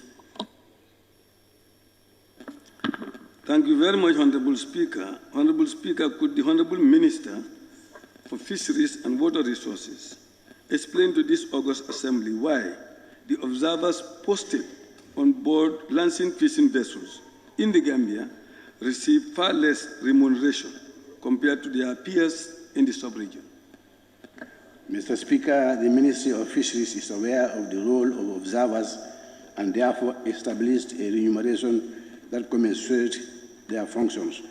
We are reliably informed that their remuneration is within the same level with their peers in the sub-region. Question number 2, you have supplementary?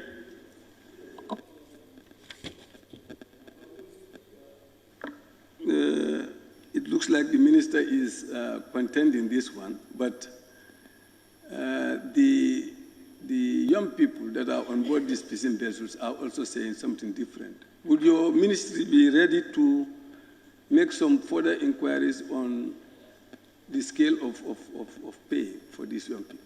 Honourable Member, is the same question you ask?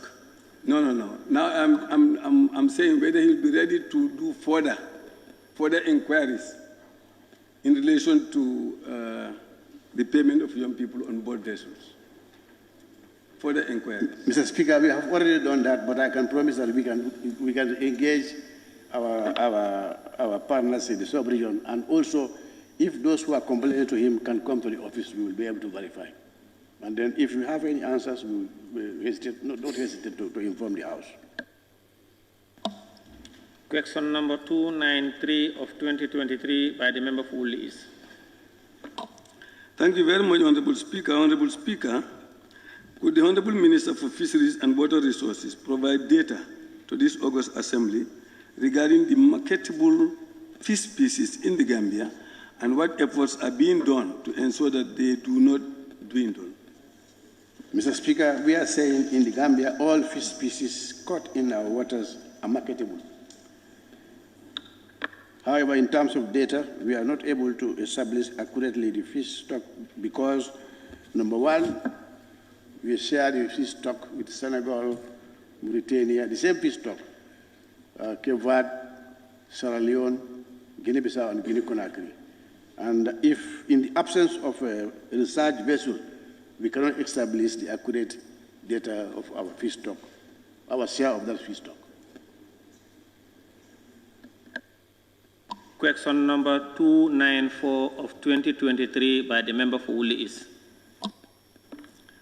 Thank you, Honorable Speaker. Honorable Speaker, could the Honorable Minister for Fisheries and Water Resources explain to this August Assembly whether he is aware that even the risk allowances of the observers on board fishing vessels are not paid to them, the risk allowances? Mr. Speaker, the Ministry of Fisheries is not aware of any existence of the existence of any risk allowance being paid to observers. Thank you very much, Honorable Speaker. Honorable Speaker, could the Honorable Minister endeavor to make real findings, since he is not very sure, as to the risk allowances of our people on the board of vessels? Mr. Speaker, I think I have said it doesn't exist unless he wants also to introduce a risk allowance, which is almost out of our responsibility.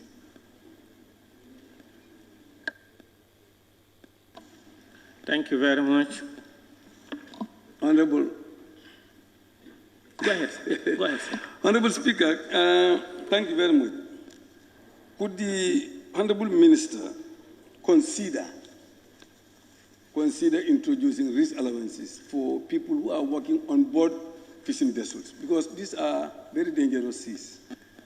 Now, we don't have any provision to provide risk allowances for those observers, but unless if the honorable member can influence the House to give us the resources to do that, we are more than willing to do that.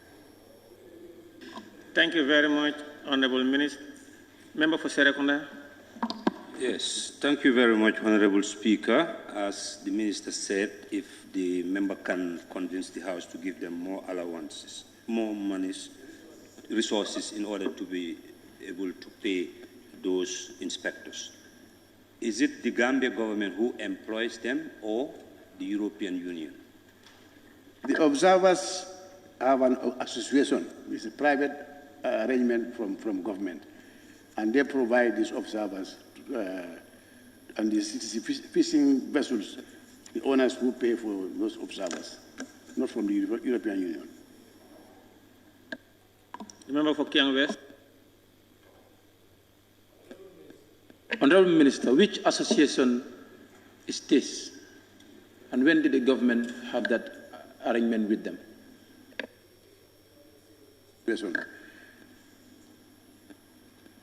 That's where they pick the observers from. I said this is the Gambia Sailors Association. It's independent of the ministry. Member for Sanementre.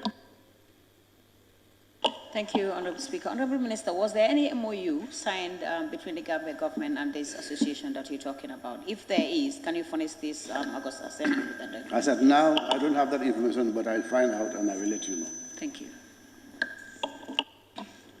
Thank you very much, Honorable Minister for Fisheries, Water Resources, and National Assembly Matters for those answers provided. You may go now.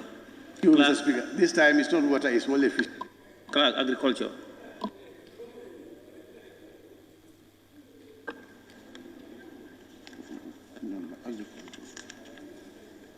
Thank you. Question for oral answers continues. The Honourable Minister for Agriculture. Thank you, Honorable Minister. You may take the podium. Honorable Speaker, the House is empty. Honorable Speaker, it's empty. People are going for lunch, Honorable Speaker. Questions for which due notices were given to the Honorable Minister for Agriculture by honorable members for oral reply. Question number 270 of 2023 by the member for Sami.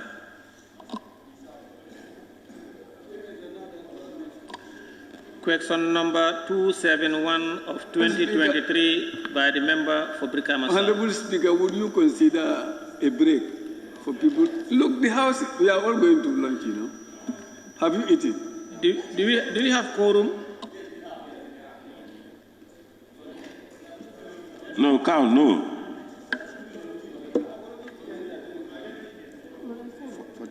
We are in order. We are in order. Question number 271, 2023 by the member for Brikama South.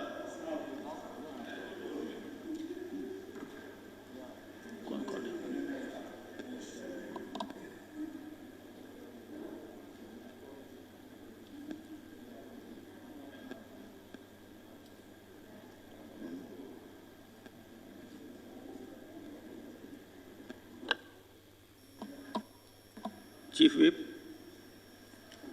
the majority and minority, we need one more member. In order.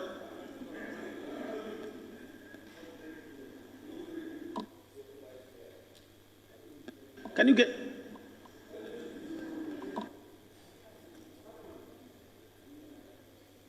Honorable Cham, come on. Lower Nyomi, Open Nyomi, please come in. Yeah, thank you. Question number 271 of 2023 by the member for Brikama South. Question number 272 of 2023 by the member for Upper Fuladu West. Question number 273 of 2023 by the member for Sabak Sanjal. He authorizes who? Honorable Speaker, let's call people to come in. This is just crazy. Please don't use your mic. He authorized the member for Serekunda. Question number 274 of 2023 by the member for Woolly East. I never leave until it is done. Thank you very much, Honorable Speaker. Honorable Speaker, could the Honorable Minister for Agriculture update this August Assembly on the state of implementation of the Roots Project, especially in relation to the Fodekunda Garden in Woolly East? Thank you. Thank you very much, Honorable Speaker, and thank you, Honorable for Woolly East. Honorable Speaker, I wish to inform the Honorable Member for Woolly East that the Roots Project is divided into three main components. However, before I get to the components, specifically for the Fodekunda Garden that you asked about, is part of the NEMA gardens that are supposed to be rehabilitated. The tender documents are already being finalized, and we expect the tender for the rehabilitation to be put out by the end of this month.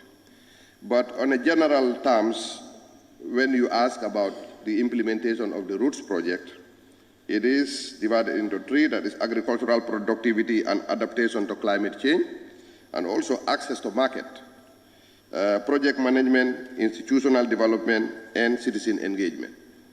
These are the three breakdowns, and if you want further, more minute detail as to the implementation of the project, we have. The project is being implemented in 39 districts across the 5 administrative regions of the country. The project target group comprises the population in these catchment areas, in particular, smallholder, micro-entrepreneurs, and poor rural youth and women populations. Approximately 40,000 households, or about 320,000 people, that is over 10% of the Gambian population, benefits from this project. It is expected that 80% of the beneficiaries will be women, and also 20% will be youth. As more than 10% of the Gambian population are people with disability, the project seeks the involvement of this population since it is part of the selected value chains. Thank you. Thank you very much, Honorable Speaker. Honorable Minister, when do you really expect this rehabilitation to be done at Fodekunda? Exactly when do you, because this has been long overdue. When do we really expect it to take place? Thank you very much. Honorable Member for Woodley, I think I just said that the tender documents for the rehabilitation of these routes, which are previous NEMA gardens, is already being finalized. And we expect the tender documents to be out by the end of this month. And then the tender will be public, and then that's when we expect the work to start rolling. Thank you very much. Any further supplementary question? Thank you very much, Honorable Minister. Yes, sorry. If you have supplementary, you raise your question. No, not supplementary. I was assigned by the member for Upper Fuladu West to read his question on his behalf. So I thought a communique was sent to the table office. I don't know if they can confirm that. We called that question earlier on.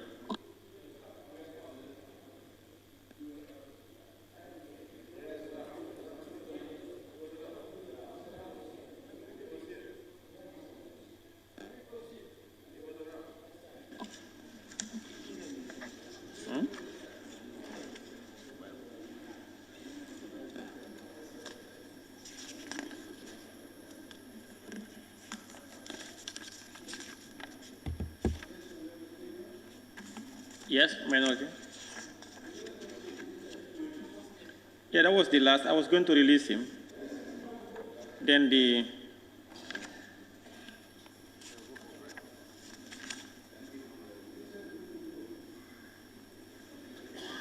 member for Upper Fuladu. Thank you very much, Honorable Speaker. Honorable Speaker, horticultural gardening is one of the most important components in economic growth. Could the Honorable Minister inform this August Assembly if the Ministry has any plans to provide horticultural gardening for the women of Upper Fuladu West constituency? Thank you. Thank you very much, Honorable Speaker, and thank you, Honorable Member for Jara, for Nyamina, and on behalf of the member for Fuladu. Honorable Speaker, I wish to inform the Honorable Member for Upper Fuladu West that under my ministry, there are two projects, namely the Roots and the Giraffe Project, that are supporting vegetable gardens throughout the country. As we speak, the Roots Project, which is a demand-driven project, has received requests for assistance of vegetable gardens, of which villages in CRR are of the request. But that said, to be specific about Upper Fuladu West, Sankulekunda Women Kafo are recipients of one of the giraffe projects to have a garden. YBK are also recipients of one of the 40 planned giraffe gardens. So in your constituency of Upper Fuladu, they are expected to receive 2 gardens from the giraffe project. And also, currently there is a roots established garden in Sololo Mandinka. And that aside, in the Sololo area, there is a 5-hectare garden that is not functional because of reticulation issues. This is a garden that is listed as those that are supposed to be rehabilitated. So in Upper Fuladu alone, you are benefited 2 new gardens and 2 gardens to be rehabilitated. Thank you very much. Thank you. No further questions. Thank you, Honorable Minister. I want to thank you for those answers provided. Thank you. Clerk. Thank you. Question for oral answers continues. The Honorable Minister for Health.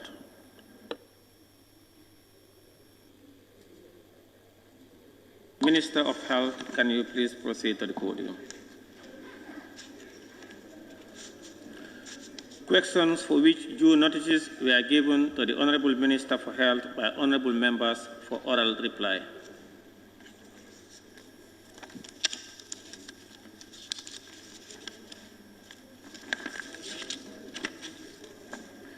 Question number 208 of 2023 by the member for Banjul North.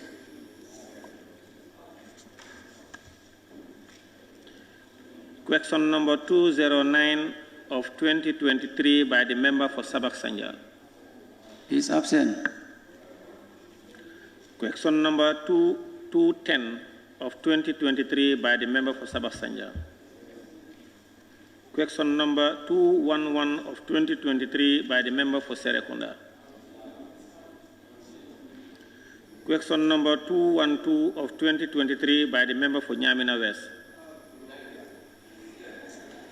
Thank you very much, Speaker. I'm here, I'm present. Okay. Honorable Speaker, could the Honorable Minister for Health inform this August Assembly whether his ministry is aware of the... Oh, that's not... Sorry, thank you. The question is 212. Sorry. Honorable Minister, sorry for that. Honorable Speaker, could the Honorable Minister for Health inform this August Assembly how far his ministry has gone on the expansion and upgrade of the Nanaba Health Post in Nyamena West constituency? Thank you. Thank you very much, distinguished Honorable Speaker and Honorable National Assembly members. The policy of our ministry is to expand and improve healthcare services across the length and breadth of the country. Some upgrading took place at the Nanaba Community Clinic located in Nyamina West. A resident nurse midwife has been posted to boost their staff strength. There's already a community ambulance. Recently, cold chain facilities have been installed to facilitate the provision of immunization services. A new public health officer and a general nurse will be redeployed to the facility by this September to take up immunization services, birth registration, and other public health functions.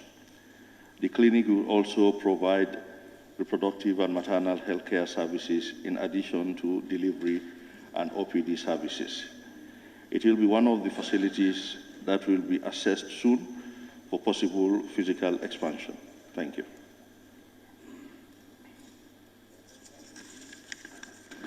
Thank you, Honorable Minister. Yes, we are aware of the health personnel posted there, but are you aware of quotas or housing challenges where the community were doing communal work for his housing? How far will you go on housing your staff that will come to the Nyamena Health Post in Nanaba? Thank you. Thank you very much, Honorable Member. The issue of housing health workers across the length and breadth of the country is a big challenge, considering the numbers and the fact that it is the prerogative of government to house all the staff members to make service provision easy. But we realize that for each facility, the housing we need for the staff is typically more than even the size of the structures for the facility itself. That is the challenge. So it is a resource challenge, but we are hoping that after the assessment that Global Fund hopes to do for us, we'll be able to increase the number of houses for our staff across the length and breadth of the country. Thank you. Question number 21. Is there any for a supplementary? The member for Rosalom, I saw it. Okay. Question number 213 of 2023 by the member for Janjambure. It's out. I'm here. Huh? Thank you very much, Honorable Speaker. And thank you, Honorable Minister, as well. Honorable Speaker, could the Honorable Minister for Health inform this August Assembly when exactly is Janjambure Health Center going to be allocated with an ambulance service after suspending Riders for Health agreement with the government? Thank you very much. Honorable Speaker, I wish to bring to the attention of the Honorable Member that the said ambulance has been moved to the Kaur Minor Health Center following an unfortunate accident involving the Bansang Hospital ambulance. The Kaur ambulance was earlier deployed to Bansang Hospital owing to its state, thereby creating a big gap for the Kaur Health Center. Although Janjambure does not have an ambulance at the moment, there are other ambulances supporting the facility in transporting patients. Kunting and Galemanda community ambulances also provide support services for referrals. We are getting partner support by the way of providing new ambulances. These are expected before the end of this year. Inshallah, when they arrive, Janjambure will be allocated one. Thank you. Honorable Minister, considering the strategic location of Janjambure as an island community and also surrounded with some communities, do you think it is really fair with the people of Janjambure to stay without an ambulance service? Thank you very much, Honorable Member. Actually, there are resource challenges. So when resources are limited, we strike a balance, looking at the flow of patients from the regions. So the patient numbers, each patient is important throughout the length and breadth of this country. But where the population is higher, considering that Bansang Hospital is a major referral center and the strategic location of Kaur too, with regards to the patient volume, that is why those decisions are made. But that doesn't relegate Janjambure to the background. It is still very high on our agenda to provide ambulance services. And we wish to do that for all the facilities in this country. Thank you very much, Honorable Minister. If I may ask, from your own response, you said an ambulance would be available for the Janjambure Health Facility by the end of the year. Is this an assurance from your ministry or otherwise? Thank you.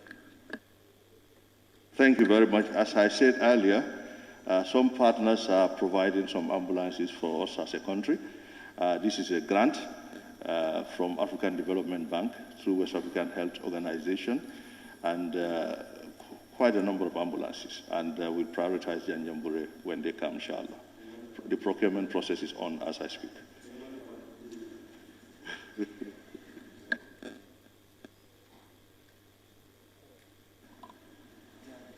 Member for Jara West.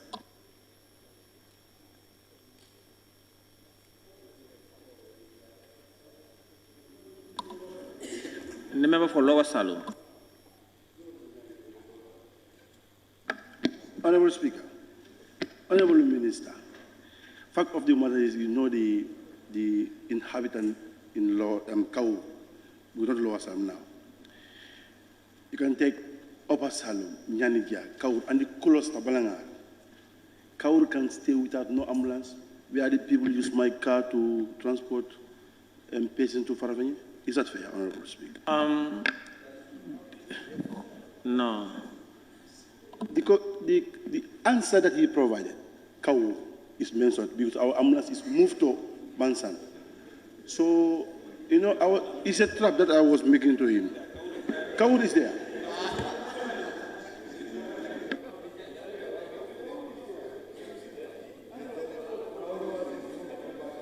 The answer that he was provided. You know what I'm saying?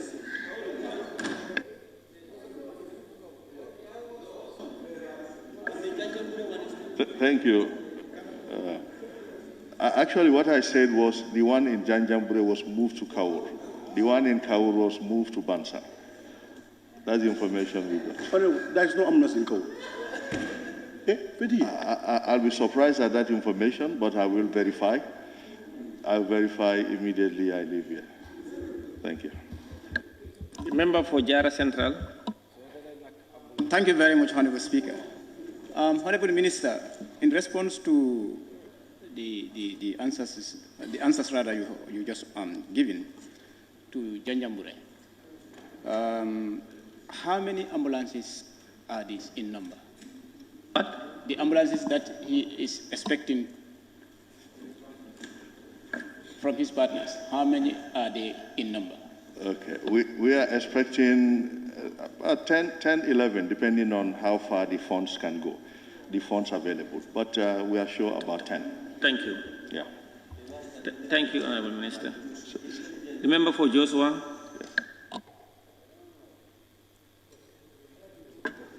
Honorable Minister, out of the 10 ambulances, will Joshua be catered for? Joshua. Honorable Minister, no, please. Out of the 10 ambulances, Honorable Speaker. No, please.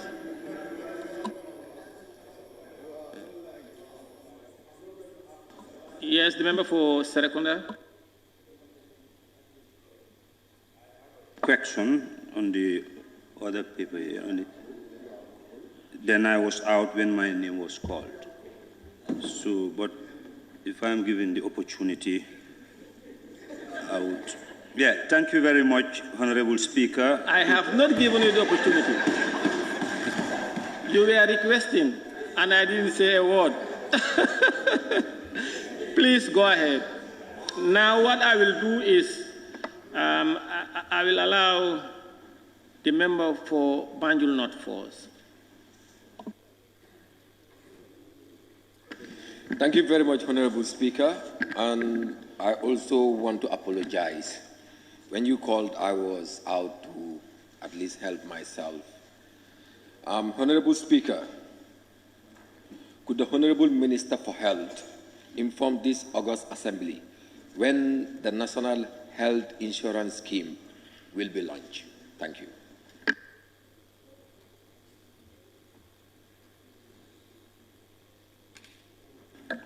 Thank you very much.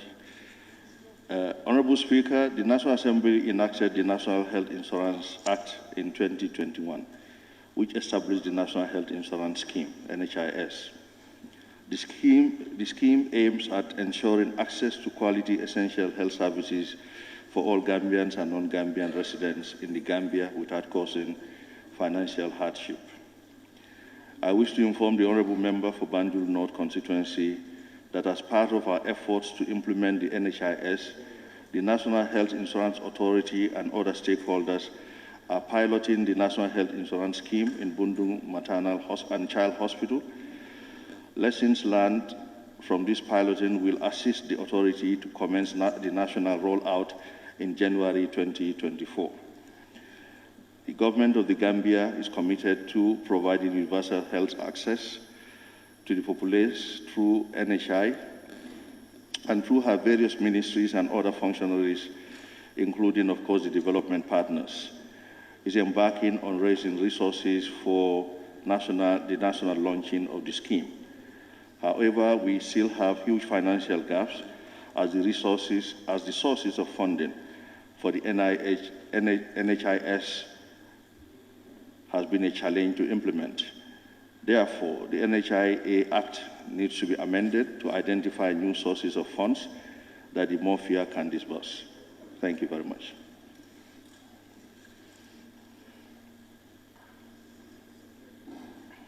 Member for Central Badibu. Thank you, Honorable Speaker. Honorable Minister, I'm not clear. Are you responding on launching or the implementation status of it? Thank you very much.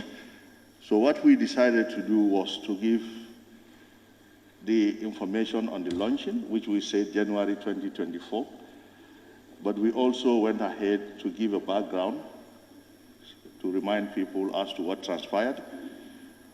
But we did also say it is already been piloted at Bundu Maternal and Child Hospital. So the National Health Insurance Scheme is already started on a pilot phase. Thank you. Thank you. Member for Combo South. Thank you very much, Honorable Speaker. Honorable Minister, you have just mentioned that the National Insurance Scheme Act was promulgated in 2021.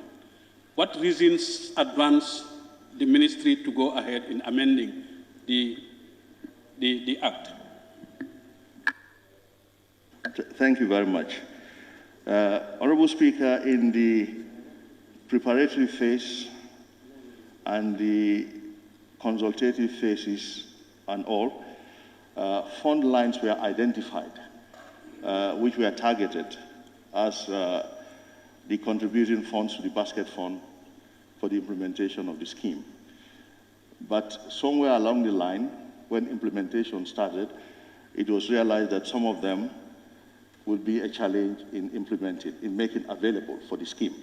So that is why it is recommended by stakeholders that we review to see which funds are implementable and which funds are a challenge. So there are a list of sources of funds that have been itemized, but some have become a challenge in consultation, later consultation with the Ministry of Finance for us to get access to those. Thank you. Member for Lower Salon. Honorable Minister, hope there was any proper visibility study on this insurance scheme.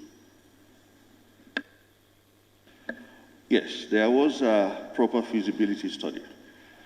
But with anything that is new, even old things, as we implement, you see challenges along the way that you need to deal with to make it successful and functional. But we believe sincerely that National Health Insurance Scheme is the way to go so that people do not have to worry about whether they have money or not when they go to health facilities. They can just present a card and get the services. Thank you.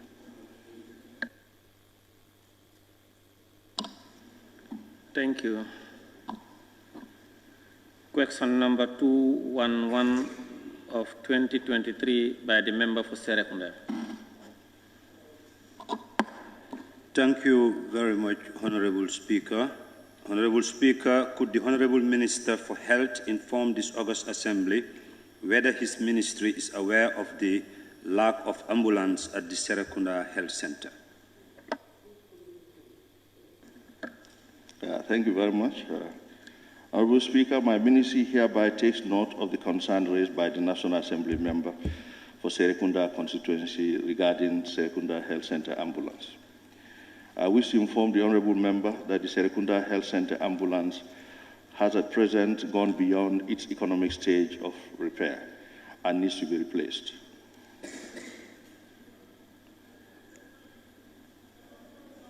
Currently, the ministry has made progress towards signing of a new transport management agreement with Riders for Health. This agreement will enable Riders for Health to replace the ambulances that are due for replacement. Meanwhile, to ameliorate the situation of the Serekunda ambulance challenges, the Sukuta, Fajikunda, and Bundu Maternal Child Health Hospital ambulances are providing support in case of referrals. Thank you. Thank you very much, Honorable Speaker. Given the population of Serekunda and the catchment areas in its surrounding all depends on that health center, and ambulance is very integral in healthcare delivery. So when will you provide an ambulance for Serekunda Health Center? Thank you very much, Honorable Speaker. It will be difficult to say categorically which month, but we're hoping it will be done soon.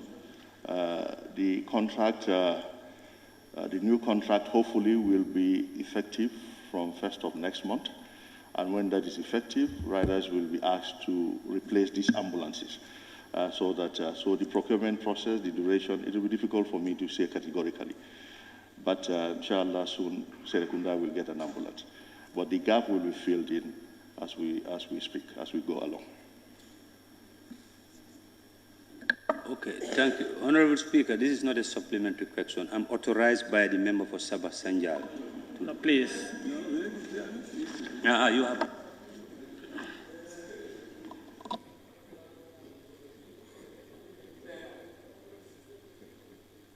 Member for Central Badibu. Thank you very much. Honorable Speaker, if you look at the Serekunda Health Center, as alluded by the member, it has a lot of catchment areas, and this is a need for them to have ambulances. We all know emergency cases are numerous. Honorable Minister, do you have other alternatives than depending on the agreement between you and Riders for Health? Is it possible in the next budget we have ambulances for this very important strategic health facility? Thank you very much. Honorable Speaker, that is sweet to my ears. So next budget will bring a list of where we need ambulances, and we'll look forward to your approval. Because fortunately, thank you, fortunately, we've gotten support from the German government to have an ambulance command center for this country, where all these ambulances will be monitored and they'll be visualized on GPS systems. And they have 24-hour service. So they are going to establish that for us very soon. So when we get that and we get more ambulances, that will be very good for this country. Thank you. Thank you. Member for Lower Salum.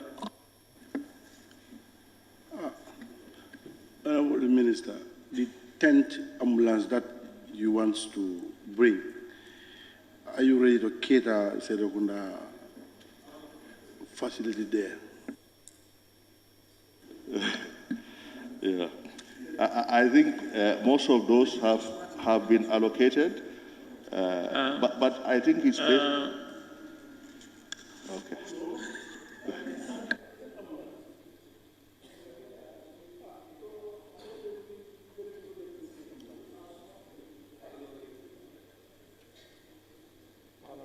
Minister, finish. Thank you. Honorable Speaker. I can go. Yeah, most of those have been earmarked already, but depending on the situation, the need, these ambulances can be moved and they can be reallocated. So it depends on which ones come first. Then we will look at that. Thank you. Thank you, Honorable Minister. Member for Woolly East. Thank you very much, Honorable Speaker. Honorable Minister, ambulances are okay, but the problem is the fuel is always a challenge. Would your ministry ensure that when these ambulances are provided anywhere, they are properly fueled so that they'll operate efficiently? Thank you very much. Thank you very much. Honorable Speaker, we actually reviewing the entire Riders for Health contract to see how to streamline. And we believe that when we also have a means of monitoring the ambulances, how they go, how they travel, where they go to, it will be easier to cut down on cost of fuel. However, it boils down to availability of resources. So I think this coming budget session, inshallah, will have actually a very realistic fuel consumption rate, and we'll table it. So we'll ask for your support in that, so that there is hitch-free ambulance operation services. Yeah, thank you.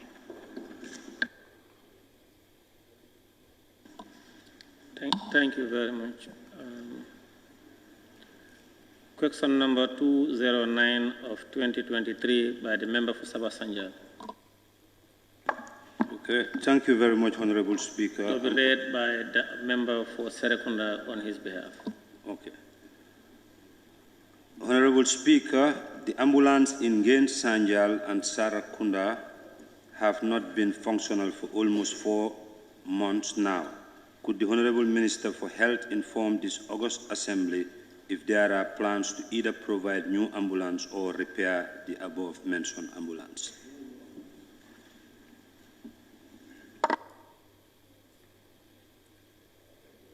Thank you very much. Honorable Speaker, the Sarakunda ambulance had a major engine problem, which had to be replaced in August 2023, which had been replaced in August 2023 and has resumed full operations now.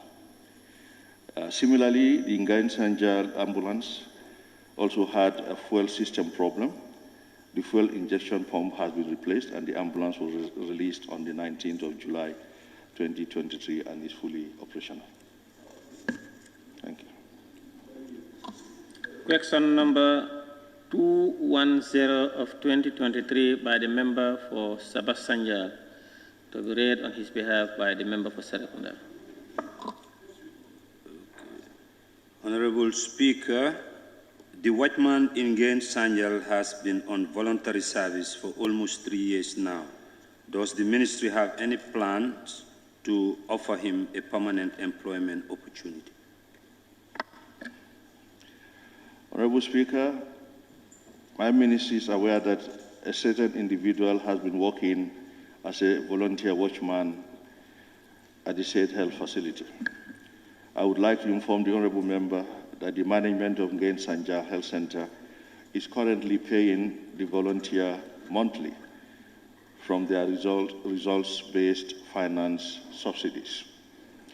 Additionally, the Directorate of Human Resources for Health under the Ministry of Health is in receipt of the job application from the individual, and the process of employing him is ongoing.